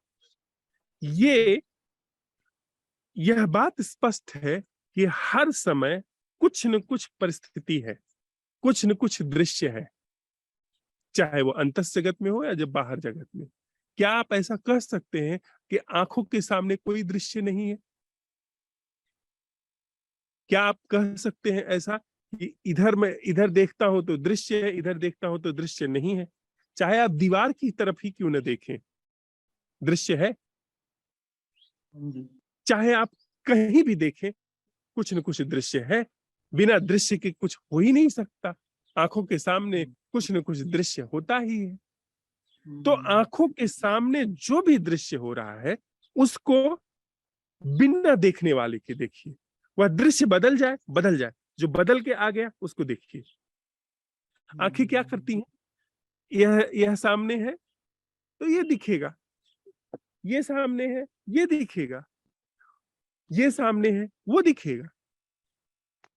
कि आंखें चुनती हैं कि जब यह देखा गया तो इधर नहीं देख सकते, अब यही देख सकते हैं। आंखें तो जैसे ही नजर पलटी, इसको भूल गई, इससे कोई आसक्ति उसकी है ही नहीं। तो क्या ठीक इसी आंख की तरह हम मन में जो भी कुछ चल रहा है उसे देख सकते हैं? कि जो भी कुछ मन में आया बस देखा गया उसको, बिना देखने वाले के। जो भी आया, यह नहीं। अब आप किताब पर प्रयोग करने जाएंगे तो शुरू में नहीं सधेगा, क्योंकि किताब में आपको कंसंट्रेशन करना होगा। किताब पर प्रयोग नहीं करिए, ऐसे ही जीवन पर प्रयोग करिए कि जो भी कुछ चल रहा है हमको चुनना ही नहीं है। चुनाव है ही नहीं कि क्या हमको देखना है। जब चुनाव होता है तब घर्षण पैदा होता है। हमको तो भीतर चुनना ही नहीं है। राम चले, रावण चले, काम चले, दाम चले, कुछ भी उसमें चुनना नहीं, देखना महत्वपूर्ण है। आप समझ रहे हैं? और तब सर तभी सुनना भी, और तभी आप मन के चंगुल से बाहर आ पाएंगे। क्योंकि मन हमारे साथ खेल कर रहा है। वह एक तरफ हमको भटका देता है। ये देख रहे हो, ये इसमें क्या देखना, वो देखो। वो देख रहे हो, अरे इसमें क्या देखना, वो देखो। वो अब फिर इतना यांत्रिक हो गया है कि वो कहता भी नहीं है, वो बदल देता है, सीन बदल देता है। अभी कुछ सोच रहे हो, अभी कुछ सोचना हो जाएगा। फिर वही मन दूसरे रूप में आता है, कहता है अरे तुम तो एकाग्र हो ही नहीं पा रहे हो, तुम्हारे अंदर कोई विसंगति है। तो वो कह रहा है कि एकाग्र हो, एक चीज पर रुको। ये दोनों ही मन के खेल है। मन जो है छेड़छाड़ कर रहा है, पूरे जीवन के साथ छेड़छाड़ कर रहा है, पूरे जीवन को कोयला बना रहा है। एक तरफ वो आग लगा रहा है, दूसरी तरफ हवा दे रहा है, कोयला बना रहा है वो। ऐसे नहीं, ऐसे नहीं हम इसमें जा पाएंगे। इसमें तो फिर हम चल ही रहे हैं। जो भी मन सामने लाए, जो भी चीज सामने आए, उसको सिर्फ देखने, उसको सिर्फ दृष्टि में लाइए। जैसे हमने नहीं तय किया है कि यह जो पहाड़ है, इसकी जो आकृति है ऐसी होनी चाहिए थी। हम कह सकते हैं क्या कि नहीं, पहाड़ को चौकोर होना चाहिए, गोल होना चाहिए, पहाड़ पर बर्फ होनी चाहिए या नहीं होनी चाहिए? हम तय कर सकते हैं क्या? नहीं कर सकते। जो जैसा है वैसा दिखता है। ठीक इसी तरीके से भीतर जो भी कुछ दिखता है, बस दिखता है, उसे दिखने दीजिए। चुनिए मत, चुने की चूके, चुने की मन ने अपहरण किया, आपका हैक किया उसने। कुछ मत चुनिए, बस जागरण को अवसर दीजिए। चॉइसलेस अवेयरनेस, जागरण को, कि आपकी जो भी बात तो कुछ आपकी बातों से मन भटका फिर भी। हाँ, भटक जाने दीजिए। भटक गया तो जहां गया वो वहां देखना शुरू कर दीजिए। उसके प्राण टूट जाएंगे। मेरी बात सुन रहे हैं, भटक गया, परफेक्टली ऑलराइट, भटक जाइए। कुछ और ख्याल आने लगा, कोई बात नहीं, वहीं पे जागरण को अवसर दीजिए। ये मत कहिए कि इनको सुनना जरूरी है, उस चीज को तो वो बेकार हो गई, वह सुनना बेकार गया। वह तो कोई आप ज्यामिति के सूत्र थोड़ी पढ़ रहे हैं यहाँ पर, आप जागरण के कीमिया सीख रहे हैं। जागरण की कीमिया वहां से यहाँ आने में नहीं है कि आप मुझे सुनेंगे तो ही जागेंगे। जहां मन अगर ऑटोमोबाइल की दुकान पर ले गया है, सब्जी की दुकान पर ले गया है, वहीं जागरण को अवसर दीजिए। जागरण को अवसर देना महत्वपूर्ण है, न कि मुझे सुनते हुए जागरण को अवसर देना महत्वपूर्ण है। मैं कुछ और थोड़ी बात कर रहा हूँ, सिर्फ जागरण को अवसर देने की बात कर रहा हूँ। तो जहां मन ले जाता है वहां उसको अवसर दीजिए। वहां जैसे ही आपने अवसर दिया, अपने आप बिना किए वो आप यहाँ आ जाओगे। क्योंकि जागरण जो है वो कालातीत होता है, वो अतीत, भविष्य और वर्तमान में नहीं जाता है। वह जहां है बस है। तो जैसे ही वहां जागरण को अवसर दिया, जागरण ने भंग कर दिया, वो सारा स्वप्न भंग कर दिया जो इधर उधर ले जा रहा है। पर अगर आप लेकर के आओगे, जहां, इसीलिए हम लोग बार बार कहते हैं बात कि जागरण को अवसर दीजिए, आप कुछ मत करिए। अगर आप कुछ करोगे तो फिर आप जो है वहां से यहाँ ले आओगे, घर्षण शुरू हो जाएगा, द्वंद्व भीतर शुरू हो जाएगा। और जागरण, जागरण को अगर आप बस, अगर जहां मन ले गया वहां, वहीं पर यह इसका वह देखना क्या है जो मैं नहीं कर रहा हूं। अनिवार्य रूप से जागरण शुभ कर देगा, जागरण लेकर के आएगा ही। आपकी बिना किसी मंशा के लिए, आप चाहो भी तो नहीं वहां पर रुक सकते हो। जाग करके कोई सपने में रुक सकता है क्या? आप जाग जाओ, उसके बाद सोचो कि सपने का हीरा मोती, सपने की स्त्री आपके पास में हो, संभव है? नहीं संभव। तो जो भी कुछ है अमित, जहां भी मन ले जाता है, ले जाने दो उसको। वहीं पर जहां ले गया है वहां से बिना इंच भर भी हिले, वहीं जागरण को अवसर दो कि यहाँ पर वह जागरण क्या है जो मैं नहीं कर रहा हूं। वहीं पर दृष्टि, सिर्फ दृष्टि। जैसे बाहर देखने में दृष्टि, बिना चुने इस पहाड़ के संदर्भ में दृष्टि क्या है, वैसे ही भीतर बिना चुने जो अंतस जगत में चल रहा है उसकी प्रति दृष्टि क्या है। Thank you Amit. Thank you sir.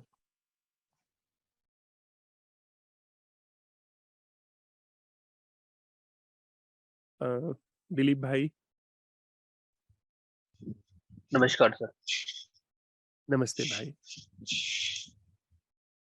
Sir मैं एक पार्क में बैठा हूँ, मेरे एक तरफ समंदर है। वाह। सर पार्क में हर जगह मैना घूम रही है, खूब सारी मैना, उनके बच्चे भी साथ में घूम रहे हैं। मैना बहुत एक फ्रेंड सा आपके पास में भी आ जाता है, जैसे कौवा होता है। अभी अभी एक बगुला उड़कर गया है। चंद्रमा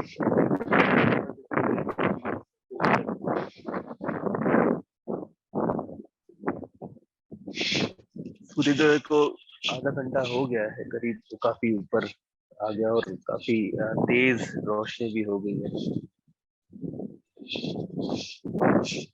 सर मेरी कोशिश रहेगी कि मैं आंखों को उनका काम करने दूं आज पूरे दिन। हालांकि बहुत मेरे साथ सर ये तो एक अच्छी बात है कि बाहर जो चीजें हैं उनको देखना शुरू से ही थोड़ा सा आसान रहता है मेरे लिए। बात भीतर आते ही वहां फिर हर चीज जैसे सर दर्शन भौतिक जो हमारा हमने और आपने बात करी थी कि एक भौतिक देश है और एक हमारा मानसिक देश है। दर्शन भौतिक देश में होता है और वर्णन उसका मानसिक देश में होता है। सर जीवन में जब जैसे डेली रूटीन में हम संबंधित होते हैं या फिर अपना काम भी कर रहे होते हैं, वहां उसको कंटिन्यू करना तो मैं नहीं कहूंगा, क्योंकि कंटिन्यूटी तो वापस वही मन का फील आ जाता है।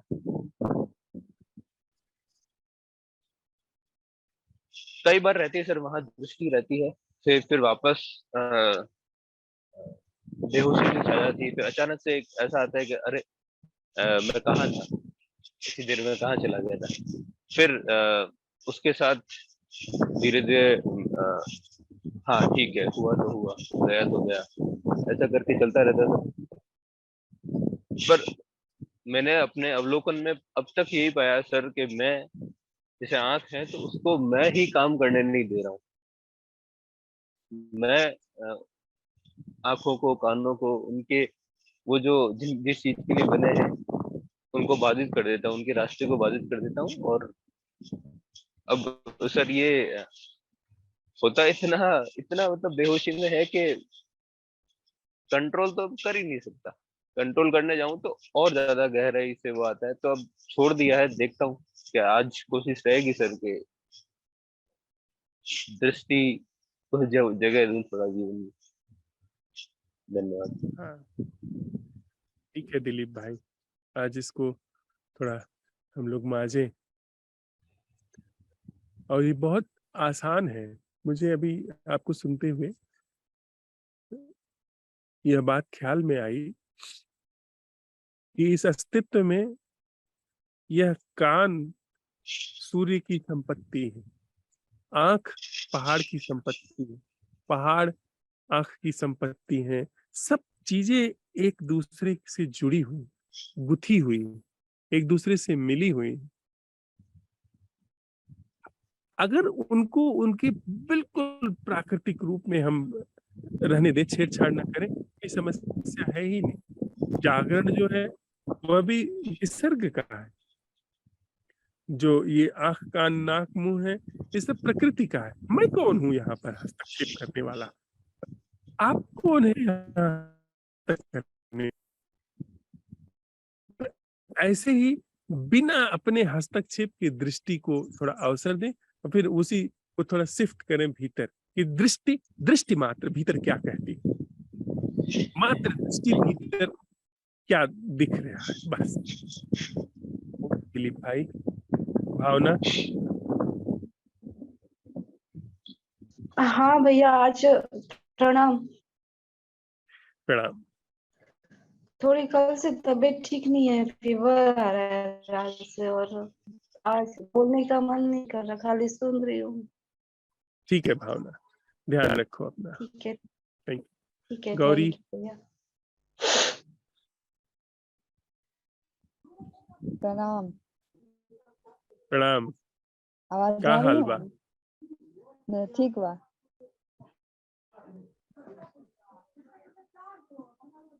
और वो अपने अमित भाई को कुछ कहा ना, वहां पे हमारा थोड़ा खिचड़ी हो गया, वहां हमको समझ ही नहीं आया। और हम ना जब उठते हैं तो हमें बहुत सी चीजें मतलब सुनाई देती है, आवाज तो बहुत चीज की आती रहती है बगल से। ठीक है, अभी भी आती है। पर जो ज़रूरी चीज़ें होती हैं हम उसको ध्यान से सुनते, जैसे कि आप बोलते ना तो उस पे ज़्यादा हमारा ध्यान होता है। हुँ, बहुत अच्छा। नहीं तो हाँ, तो चीज़ें वो मतलब बगल से भी सुनाई देती रहती है, जैसे अभी भी सुनाई दे रही है, वो भाई-बहन कुछ कर रहे हैं तो उसकी आवाज़ आ ही रही है। और जब हमारे विचार तेज़ चल रहा होता है ना, तो उस समय हमको कुछ सुनाई नहीं देता, ऐसा लगता है कान में सब लोग चू-चू कर रहे हैं। हुँ, ठीक है? कभी-कभी आपके सत्संग में भी हो जाता है ऐसा हमारे साथ, कल भी हुआ था 11 बजे जो होता है वो उसमें तो हाँ, और जब हम ध्यान से सुन रहे होते हैं तो उस समय विचार नहीं चलते थे। है ना? तो एक हाँ, तो ये ढंग हुआ, एक तो ये ढंग हुआ, जिसमें हम कोशिश करते हैं, तो जिस चीज़ को सुनना चाहते हैं, उस चीज़ को सुनते हैं और जिस चीज़ को नहीं सुनना चाहते हैं, नहीं सुनते हैं या थोड़ा कोशिश करते हैं, तो बाकी चीज़ें भी सुनाई देती हैं। ऐसा भी सुनना होता है जिसमें सब कुछ सुनाई देता है, सिर्फ रजिस्टर मतलब अंकित सिर्फ वही होता है जो ज़रूरी है, जो जीवन के लिए लागू होता है। लेकिन वो सुनना तुम नहीं कर सकती हो। जैसे अभी तुम ध्यान देकर के सुनती हो किसी चीज़ को, वो ठीक है, ऐसे ही हम लोग अभी तक करते आए हैं। तो उसी में ये सवाल अपने अंदर थोड़ा उठाना कि क्या कोई ऐसा सुनना संभव है जो मैं नहीं कर रही हूँ? उसमें सुनाई सब देगा, देखोगी तो सुनाई सब देगा, लेकिन अंकित वही होगा मतलब रजिस्टर वही होगा, अब समझ में वही प्रवेश करेगा जो ज़रूरी है, जो जीवन पर लागू होता है। हाँ, जैसे देखने में देखने पे प्रयोग करना, सुनने वाला थोड़ा अगर जटिल लगे तो देखने में देखना कि बिना देखने वाले के देखना क्या है? अगर बिना देखने वाले के देखने का सवाल उठाई तो चीजें दिखाई पड़ रही हैं, दिख रही हैं, जो हुँ, जैसा है वैसा दिख रहा है, जो भी आंख के सामने है वो दिख रहा है। हुँ, अब उस दिखने में क्या जब जहां जरूरत की चीज होगी वो पता नहीं चल जाएगी? मान लीजिए तुमने ये सवाल उठाया कि वह देखना क्या है जो मैं नहीं कर रही हूँ। उसमें अगर तुम्हें प्यास लगी है तो पानी का गिलास कहीं रखा हुआ है तो दिखेगा नहीं, दिख जाएगा। बिना देखने वाले के वो दिख जाएगा, जहां जरूरत होगी वो चीज दिख जाएगी। अगर बिना देखने वाले के तुम देख रही हो, यानी सब कुछ दिख रहा है, तुम कोशिश नहीं कर रही हो, क्या रास्ता दिखेगा नहीं कि किधर से जाना है? दिखेगा। लेकिन पहली स्थिति में क्या होता था कि बस रास्ते रास्ते पर दिख रहा है, बाकी सब एकदम टूटा हुआ है। और इसमें क्या हुआ है, सब दिख रहा है और उसमें रास्ता भी दिख रहा है। तो प्रयोग करना कि बिना देखने वाले को देखना क्या है, दृष्टि। ऐसे जैसे मतलब कि छोटे बच्चे की दृष्टि हो, छोटा बच्चा जैसे देखता हो। छोटा बच्चा तो सब देखता है ना, छाट के थोड़ी देखता है। अच्छा ये कह रहे हैं मतलब जैसे हमें अब सारी चीज़ों की आवाज़ सुनाई दे रही है बराबर, ठीक है? हम्म, सारी कान में मतलब आ रही है। पर अभी जो है ना हमको जो ज़रूरत है हम उसको सुन रहे हैं, पर उस समय ऐसा होगा कि हमको ये भी प्रयास नहीं करना पड़ेगा कि किसकी ये भी ज़रूरत है और प्रयास, किसकी नहीं। हाँ बस यही बात। उसमें यह भी प्रयास नहीं करना पड़ेगा, उसमें हमारे अंदर ऐसी क्षमता है जागरण की, जागरण में ऐसी क्षमता है जो जितनी जरूरत है, जो जिस चीज की आवश्यकता है उसको रिसीव करेगा, बाकी को वो छोड़ देगा। अभी तो हमारी बुद्धि, जो हमारी बुद्धि में रखा हुआ है उसको रिसीव करती है, और हो सकता है कोई बड़ी जरूरी भी चीज हो उसको नहीं समझ पाती है। लेकिन जो अवेयरनेस है, जागरण, उसमें जो जो जीवन के लिए सम्यक है वो अपने आप प्रवेश कर जाएगा, उसमें कोशिश करने की जरूरत नहीं पड़ेगी। अच्छा, अच्छा। ठीक बा? हाँ, एक और चीज़ हम बताना चाहते हैं। ऐसे हमारे मतलब बचपन में होता था कि जो चीज़ें मतलब हमको पसंद होती थी सच में, तो अगर वो सपने में दिखता था ना, तो फिर जैसे ही हमारी आँख खुलती थी तो हम ना मुट्ठी बंद कर लेते थे कि वो चीज़ें मतलब गायब ना हो। अगर मतलब सपने में हमने उसको पकड़ के रखा है, चाहे कोई भी चीज़ हो, पैसा हो या कुछ भी, तो हमें पता होता था कि हम जाग गए हैं, लेकिन फिर भी ना हाथ बंद कर लेते थे। ये छूटने ना पाए। हाँ। पर अब बड़ी हो गई तो आप करती हो ऐसा? नहीं, अब नहीं होता है। हाँ, तो ऐसे ही हम लोग जब बड़े हो जाते हैं, मैच्योर हो जाते हैं, तो पहले हम पकड़ते हैं कि नहीं मुझे करना है, मैं करूँगा, कि मुझे ध्यान देना है, मुझे ध्यान से सुनना है। तो ये बच्चे वाली बात है। लेकिन जब बड़े हो गए, जब परिपक्व हो गए तो छोड़ दिया। क्योंकि वो समझ गए कि पकड़ने की ज़रूरत नहीं है, जो सही होगा वो अपने आप जीवन में शामिल हो जाएगा। तो वही चीज़ है, ये थोड़ा-सा परिपक्व हो जाना है, मैच्योर हो जाना है। ठीक बा? अच्छा, अच्छा, ठीक हुआ, ठीक हुआ। नीरज, हाँ, नमस्ते भैया। नमस्ते नीरज। सभी मित्र को बस आपने अभी जो अनिल भाई से जब बात कर रहे थे, तो आप अनिल भाई से बोल रहे थे कि अभी जो हम संवाद कर रहे हैं या बात कर रहे हैं उसको सुन रहे हो, तो कल शाम को ही जैसे कल ड्यूटी पर था, जॉब पर था, तो वहां पर किसी से बात करते करते एकदम कौंध आ गई।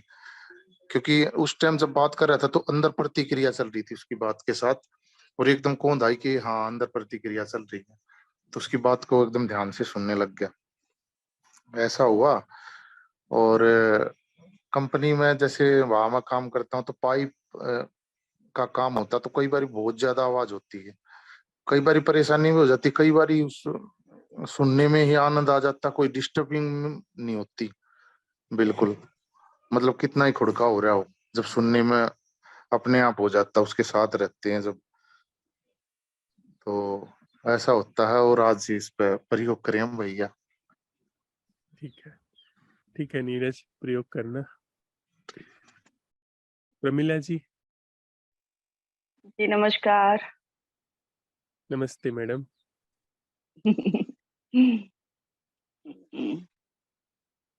सब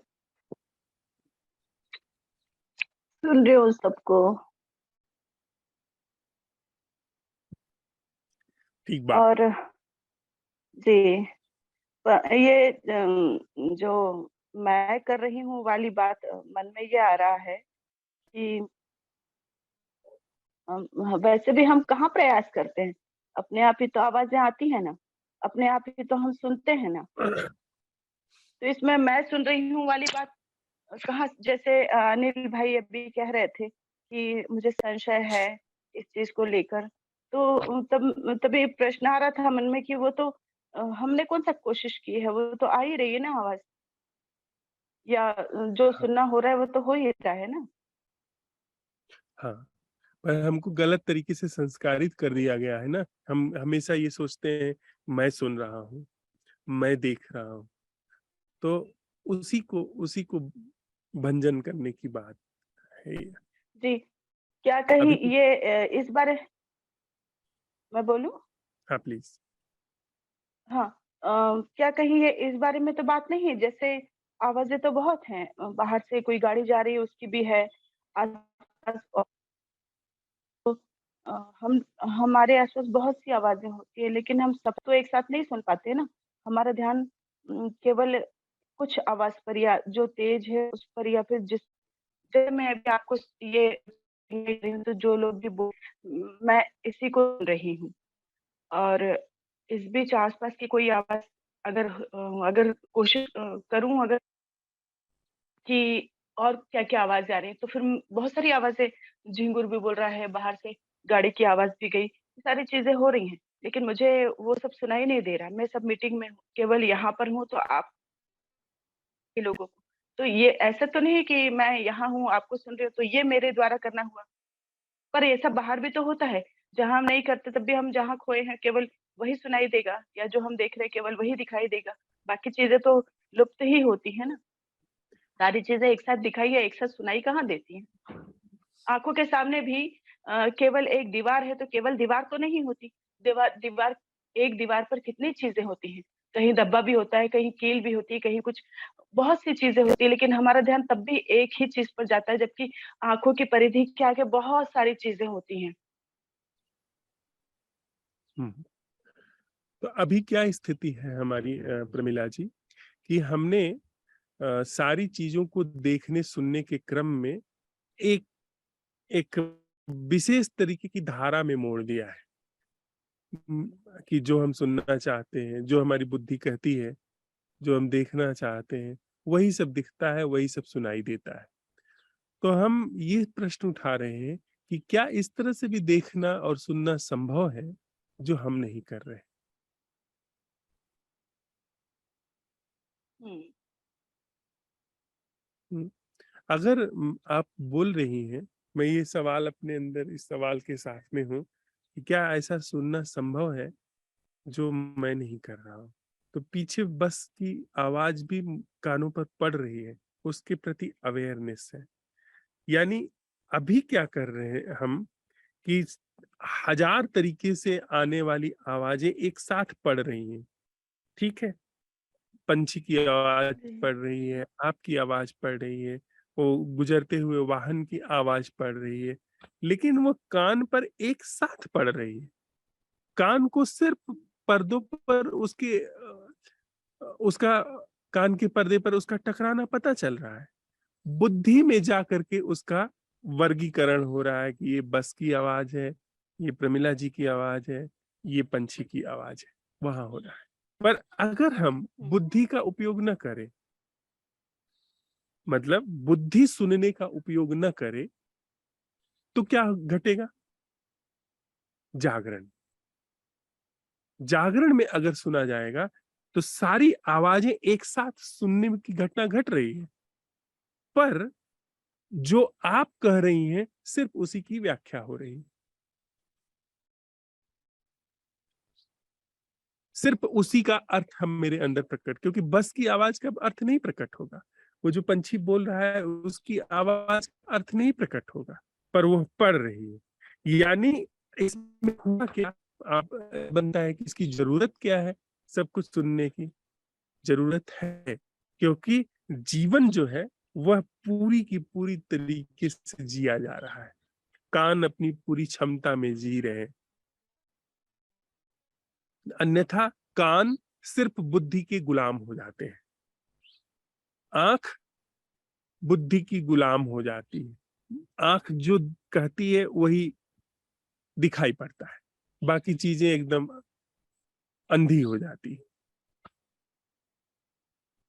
वहां पर जीवन पूरी क्षमता में अपने विद्यमान है, यानी पूरे जीवन पर बुद्धि का और मैं का नियंत्रण खो गया। निसर्ग का प्रवाह चलना चलना शुरू हो गया, क्योंकि निसर्ग का प्रवाह मतलब एक साथ सुनाई देना, एक साथ दिखाई देना, एक साथ महसूस होना। और उसके लिए फिर जो हमारी ऊर्जा, हमारी क्षमता बड़ी सिकुड़ी सी है, वो फैलनी शुरू हो जाती। हम जो एकदम संकुचित से है कि बुद्धि के इशारे पे चल रहे हैं, वो विस्तीर्ण होते चले जाते हैं। दिखना, सुनाई देना, महसूस करना, उन सब की क्षमता विकसित होती चली जाती है। तो आज इस पर प्रयोग करिए कि दृष्टि क्या है? वह दृष्टि, वह दिखना जो हस्तक्षेप से मुक्त है। जी रंजीता जी।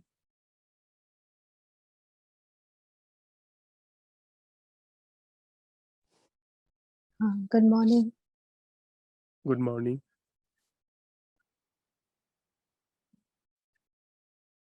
आज का बहुत अच्छा टॉपिक है। इस तरफ मेरा कभी मतलब इन शब्दों के साथ इस तरफ कभी ध्यान नहीं गया था, तो दिन भर रह के देखते हैं। ठीक है वह रंजीता। एक बार वो रिपीट भी कर दीजिए प्लीज, दृष्टिकोण।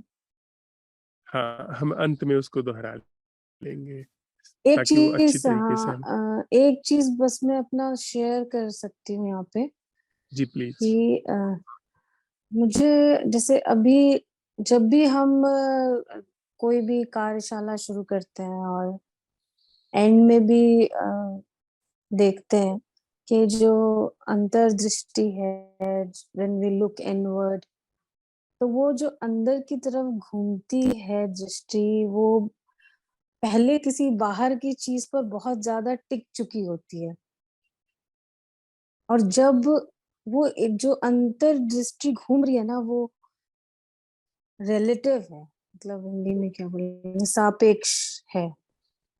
बाहर जाकर अंदर का खालीपन दिखाई तब देता है जब बाहर की दुनिया का जो एपेक्स है उसको हम समझ लेते हैं। हम्म, बार बार ये होता है कि अंदर खालीपन है, वैभव, जैसे अभी आपने जब शुरुआत किया था मॉर्निंग सेशन से ही, तो वो मुझे समझ में बहुत, I could relate to it, literally relate to that thing की, लेकिन उस चीज को अनुभव में आना मेरे लिए तभी संभव हुआ जब मुझे ये पता था कि बाहर की दुनिया में मैंने बहुत देर तक किसी चीज पे बहुत, चाहे अनचाहे मुझे नहीं पता, या उस वक्त की जरूरत होगी, बहुत एकाग्रता, फोकस और करके मैंने उसको देख लिया, और तब अपने आप ही अंदर का खालीपन महसूस होने लगा। हम्म, तो ये बहुत नेचुरल वे में हो तो मुझे लगता है कि, इसलिए मुझे कभी-कभी ऐसे लगता है कि अंदर का खालीपन के अनुभव के लिए बाहर की सक्सेस भी जरूरी है। हम्म, आप बाहर सक्सेसफुल नहीं है ना जब तक, मुझे ऐसा, it's just my opinion, please आप उसको वो मत सोचिएगा, इट्स जस्ट माय ओपिनियन कि बाहर की सक्सेस ही आपको अंदर का खालीपन दिखा सकती है, मुझे ऐसे लगता है। आप बाहर सक्सेसफुल नहीं है तो आप अंदर का खालीपन महसूस ही नहीं कर पाएंगे, हम्म, क्योंकि फिर आपको अपने से ज्यादा सक्सेसफुल लोग दिखाई देते रहते हैं, and you keep on comparing yourself कि अरे ये कैसे खुश दिख रहा है, या ये कैसे मुझसे ज्यादा दिख रही है या दिख रहा है। तो वो जब आप उस लेवल पर पहुंचते हैं, जब आप तब आपको लगता है कि अगर ये दिख रहा था तो ये तो फेक था, क्योंकि जब हम्म, मैं उस लेवल पे पहुंचा या पहुंची तो ये चीजें थोड़ी ना खुशी दे रही हैं, there is something else which I missed out, और तब अंदर का खालीपन दिखाई दिया। हम्म। ये भी एक थोड़ा सा जागरण की दृष्टि है, नहीं तो बहुत सारे लोगों को तो मिलता रहता है बाहर सब कुछ, पर वो भागते ही चले जाते हैं। तो हम तो एक मेरे हिसाब से ये जो जब किसी की अगर जा रहा है ना, किसी का ध्यान बाहर की सक्सेस की तरफ या भौतिक चीजों की तरफ जा रहा है, तो उसको वो चीज पूरी तरह से कर लेना चाहिए अपनी पूरी क्षमता के साथ। हम्म, अनटिल अनलेस वो अपनी पूरी क्षमता के साथ उसको करेगा नहीं या करेगी नहीं, तो वो इस चीज को अंदर अंदर घूमने की उसके अंदर वो ललक ही नहीं होगी शायद, फिर अंदर की तरफ देखने की कि यहाँ तक पहुंचने के बाद होता क्या है एक्चुअली में, हम्म। क्योंकि प्रायः अंदर ऐसा से। ही, हाँ हाँ, आप बोले प्लीज। हाँ, प्रायः ऐसा ही होता है कि हम अगर बाहर अच्छी तरीके से चीजों को समझ लेते हैं, भोग लेते हैं, तो फिर सवाल उठता है कि फिर सच क्या है, क्योंकि इतना जो हमने चाहा वो पा लिया, पर हम्म। कुछ खुशी नहीं आई जो कि हमारे भीतर के खोखलेपन को दूर कर सके। लेकिन इसमें एक बात यह भी आती है कि अगर कहीं कोई व्यक्ति दृष्टि को उपलब्ध है, देखने को उपलब्ध है, थोड़ा दृष्टि पे प्रयोग कर रहा है, तो वो ऐसी चीजों को भी देख सकता है जो उसे न मिली हो। और अगर कोई दृष्टि को उपलब्ध नहीं है, तो हम्म। वह सारी चीजें मिलने के बावजूद भी, ऐसे बहुत सारे लोग हैं हम अपने आसपास देख सकते हैं जिनको जीवन में सब कुछ मिला है हम्म। तथाकथित रूप, लेकिन फिर भी उनके अंदर कोई अंतर्दृष्टि, कोई ऐसी प्यास जानने की, जागने की पैदा ही नहीं होती है। तो अगर ठीक से हम अगर कोई वक्तव्य देना चाहें तो कहें कि जागरण महत्वपूर्ण है। अगर जागरण है तो हो सकता है किसी को थोड़े में ही समझ में आ जाए कि अरे ये मैं चाहता था, ये तो मिल गया पर खुशी तो नहीं आई। तो इसका मतलब कहीं कुछ गड़बड़ है। तो आज उसी पर हम लोग थोड़ा सा प्रयोग करेंगे कि दृष्टि क्या है, चीजों को जस का तस देखना क्या है। ये जैसे आंखों के सामने जो भी कुछ घट रहा है उसको जस का तस देखना, और भीतर जो भी कुछ घट रहा है उसको जस का तस देखना। इस पर हम आज प्रयोग करने वाले हैं। जी sir, thank you. You're welcome. Urmil ji. नमस्ते धर्मराज जी। नमस्ते उर्मिल जी। जी मैंने देखा है कि जब कोई इंसान नहीं होता, जब किसी इंसान से बातचीत नहीं करनी होती, हम रिलैक्स्ड होते हैं, तो हम चीजें डायरेक्टली सुनते हैं, चाहे पक्षी की आवाज हो या पौधे को देखना या बादल को देखना हो। वहां तो डायरेक्ट चीजें आती हैं, वहां मैं नहीं होता क्योंकि मेरी जरूरत नहीं होती। लेकिन जब हम किसी इंसान से कन्वर्स करते हैं तो फिर एक मैं क्रिएट हो जाता है। अगर मेरा बच्चा मुझसे बात करता है तो एक माँ बन के मैं उसकी बातें सुन रही होती हूँ, या एक पड़ोसी आता है तो है ना, पूरा एक मैं का निर्माण हो जाता है कि इस व्यक्ति से कैसे बात करनी है, इससे कितना छुपाना है, कितना बताना है, इससे मेरी बनती है कि नहीं बनती है। बच्चा है तो मैं माँ हूँ, मैं बड़ी हूँ, मैं समझदार हूँ, kind of. But with time मैंने देखा है कि जब हम ऐसे करते हैं तो कन्वर्सेशन नहीं होता, सिर्फ रिएक्शन में रहते हैं हम लोग। तो मैंने बच्चे के साथ एक दो बार जब कॉन्फ्लिक्ट हुआ तो मुझे समझ में आया कि शायद मैं माँ बन के सुन रही हूँ, इसलिए गड़बड़ होती है। तो मैं कॉन्शियसली माँ को थोड़ा साइड में रखती हूँ, और फिर जब मैं उसको सुनती हूँ तो मुझे उसकी बात डायरेक्ट पहुंचती है, मैं समझ पाती हूँ और वो भी मुझे सुन पाता है। तो रिलेशनशिप थोड़ा बेटर होता है उससे। तो यही है जो हम दृष्टिकोण की बात कर रहे थे कि मैं का निर्माण होता है। हम मतलब मैं नाम का फिल्टर से हम डील करते हैं फिर वहां पे चीजों को। इतना ही है। बिल्कुल ठीक कह रही हैं आप मैडम। और अभी जी रंजीता और प्रमिला के भी संवाद में यह बात आई है कि जी हम जब सुनते हैं तो एकाग्र होकर के सुनते हैं, उस तरह के सुनने के लिए हम लोग तैयार किए गए हैं। लेकिन उस तरह से सुनने में बहुत सारा जीवन जो है वो छूट जाता है, जो हाँ जी व्यापक जीवन है वो छूट जाता है।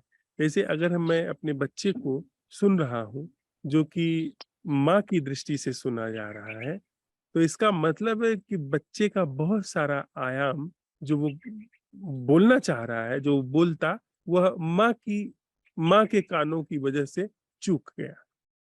बहुत सारा ऐसा देखना चूक गया जो कि सिर्फ माँ की नजर से देखने के कारण देखा जा रहा था। तो ऐसा प्रायः घट रहा है। जीवन के संदर्भ में भी ऐसा है। जीवन व्यापक है, उसकी संभावनाएं व्यापक है, लेकिन जब हम सिर्फ बुद्धि के दायरे तक ही देख रहे हैं, सुन रहे हैं, जी रहे हैं, व्यवहार कर रहे हैं, तो बाकी सारे आयाम निष्क्रिय होते चले जाते हैं। बाकी सारे आयाम में एक तरीके से धुंध फैलती चली जाती है। मैं जैसा हूँ, जैसा संस्कारित हूँ, उतने ही दायरे में देख रहा हूँ, सुन रहा हूँ, समझ रहा हूँ, और बाकी जीवन तो सब निष्क्रिय पड़ा हुआ है। इसीलिए हम ये सवाल उठाते हैं बार बार कि वह देखना क्या है, वह सुनना क्या है जो मैं नहीं कर रहा हूँ। जैसे थोड़ी देर के लिए आपको ये समझ में आई बात ना कि बिना माँ की दृष्टि से देखे कैसे देखा जाता है, सुने कैसे सुना जाता है। तो आपको समझ में आया कि जो थोड़ा कॉन्फ्लिक्ट हो रहा है वो गिर गया। ऐसे ही पूरे जीवन से जो हमारा द्वंद है वो सिर्फ मैं की वजह से है। इतने विराट जीवन को मैं जो है वो है।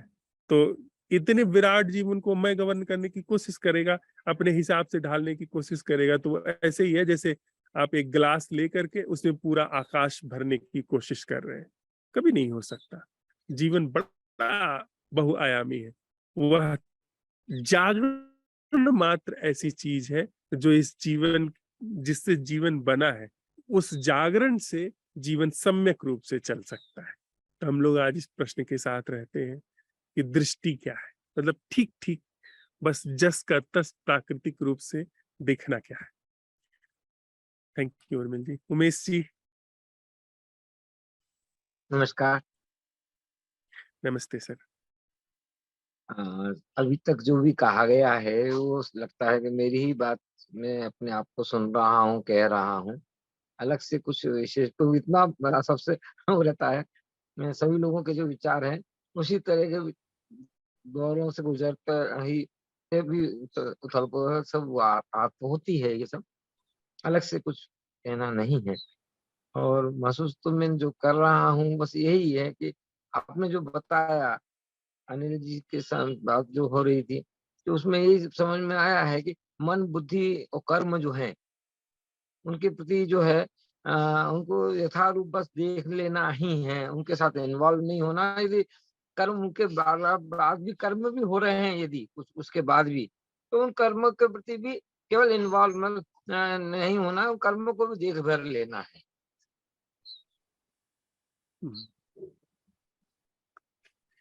जी, जो भी कुछ हो रहा है उसे उसे देख भर लेना, उसे उसका दिख जाना, यह चंदन की गति है। यह ठीक अपने ही खेत में हीरे को उघाड़ने की गति है। यह ठीक अपने हाथ में उस छोटी सी वायलिन जैसी चीज से जीवन को संगीत का अवसर देने की गति है। तो आज हम लोग इसी प्रश्न के साथ रहते हैं। उससे पहले थोड़ी देर के लिए साथ में बैठते हैं।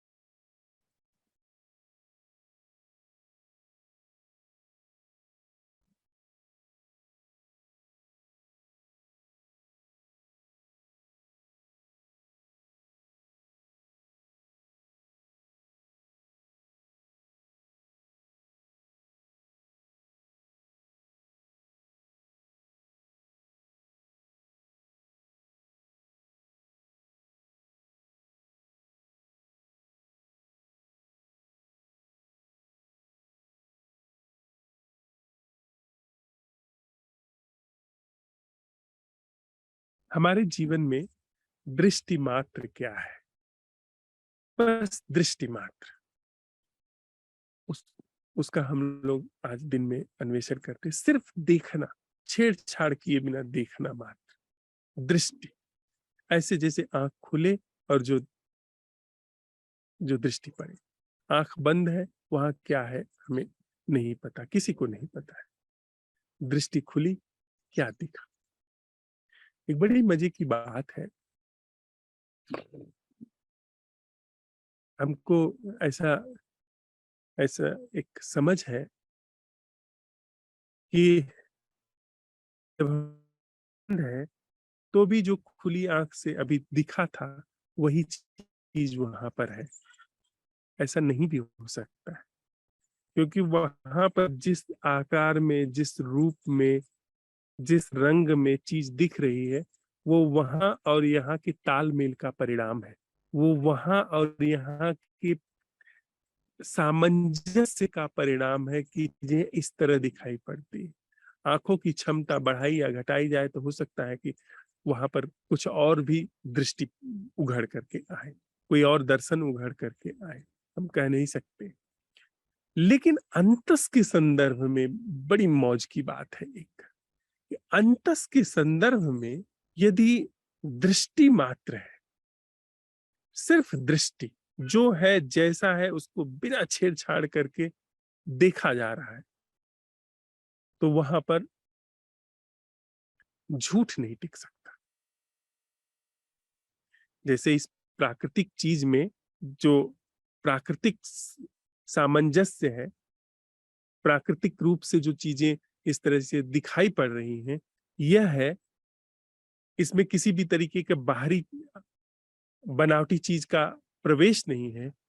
अंदर अगर हम उसमें जाएं तो उसमें भी अगर सिर्फ दृष्टि है, सिर्फ जो है उस पर दृष्टि है, उसका देखना है, तो वहां पर चीजें विगलित होती चली जाती हैं। ये विगलित नहीं होगा, ये इस आंख और इसके सामंजस्य का परिणाम है। इसको गलाने का उपाय नहीं, इसकी छेड़छाड़ नहीं किया जाना चाहिए। ये आंखें कम रोशनी या ज्यादा की जाए तो वहां कुछ और देखिए, सूक्ष्मदर्शी यंत्र लगाया जाए, वो सब विज्ञान के लिए ठीक है, दर्शन के लिए नहीं। लेकिन भीतर अगर सिर्फ दृष्टि है तो सारी चीजों का समापन होना शुरू हो जाता है, क्योंकि भीतर सारी चीजें कहीं न कहीं हमारे प्रक्षेपणों का, हमारे आकलनों अनुमानों का परिणाम है। तो भीतर और बाहर हम लोग थोड़ा आज दृष्टि पर प्रयोग करते हैं कि दृष्टि मात्र क्या है, दृष्टि मात्र क्या है, दृष्टि मात्र क्या है।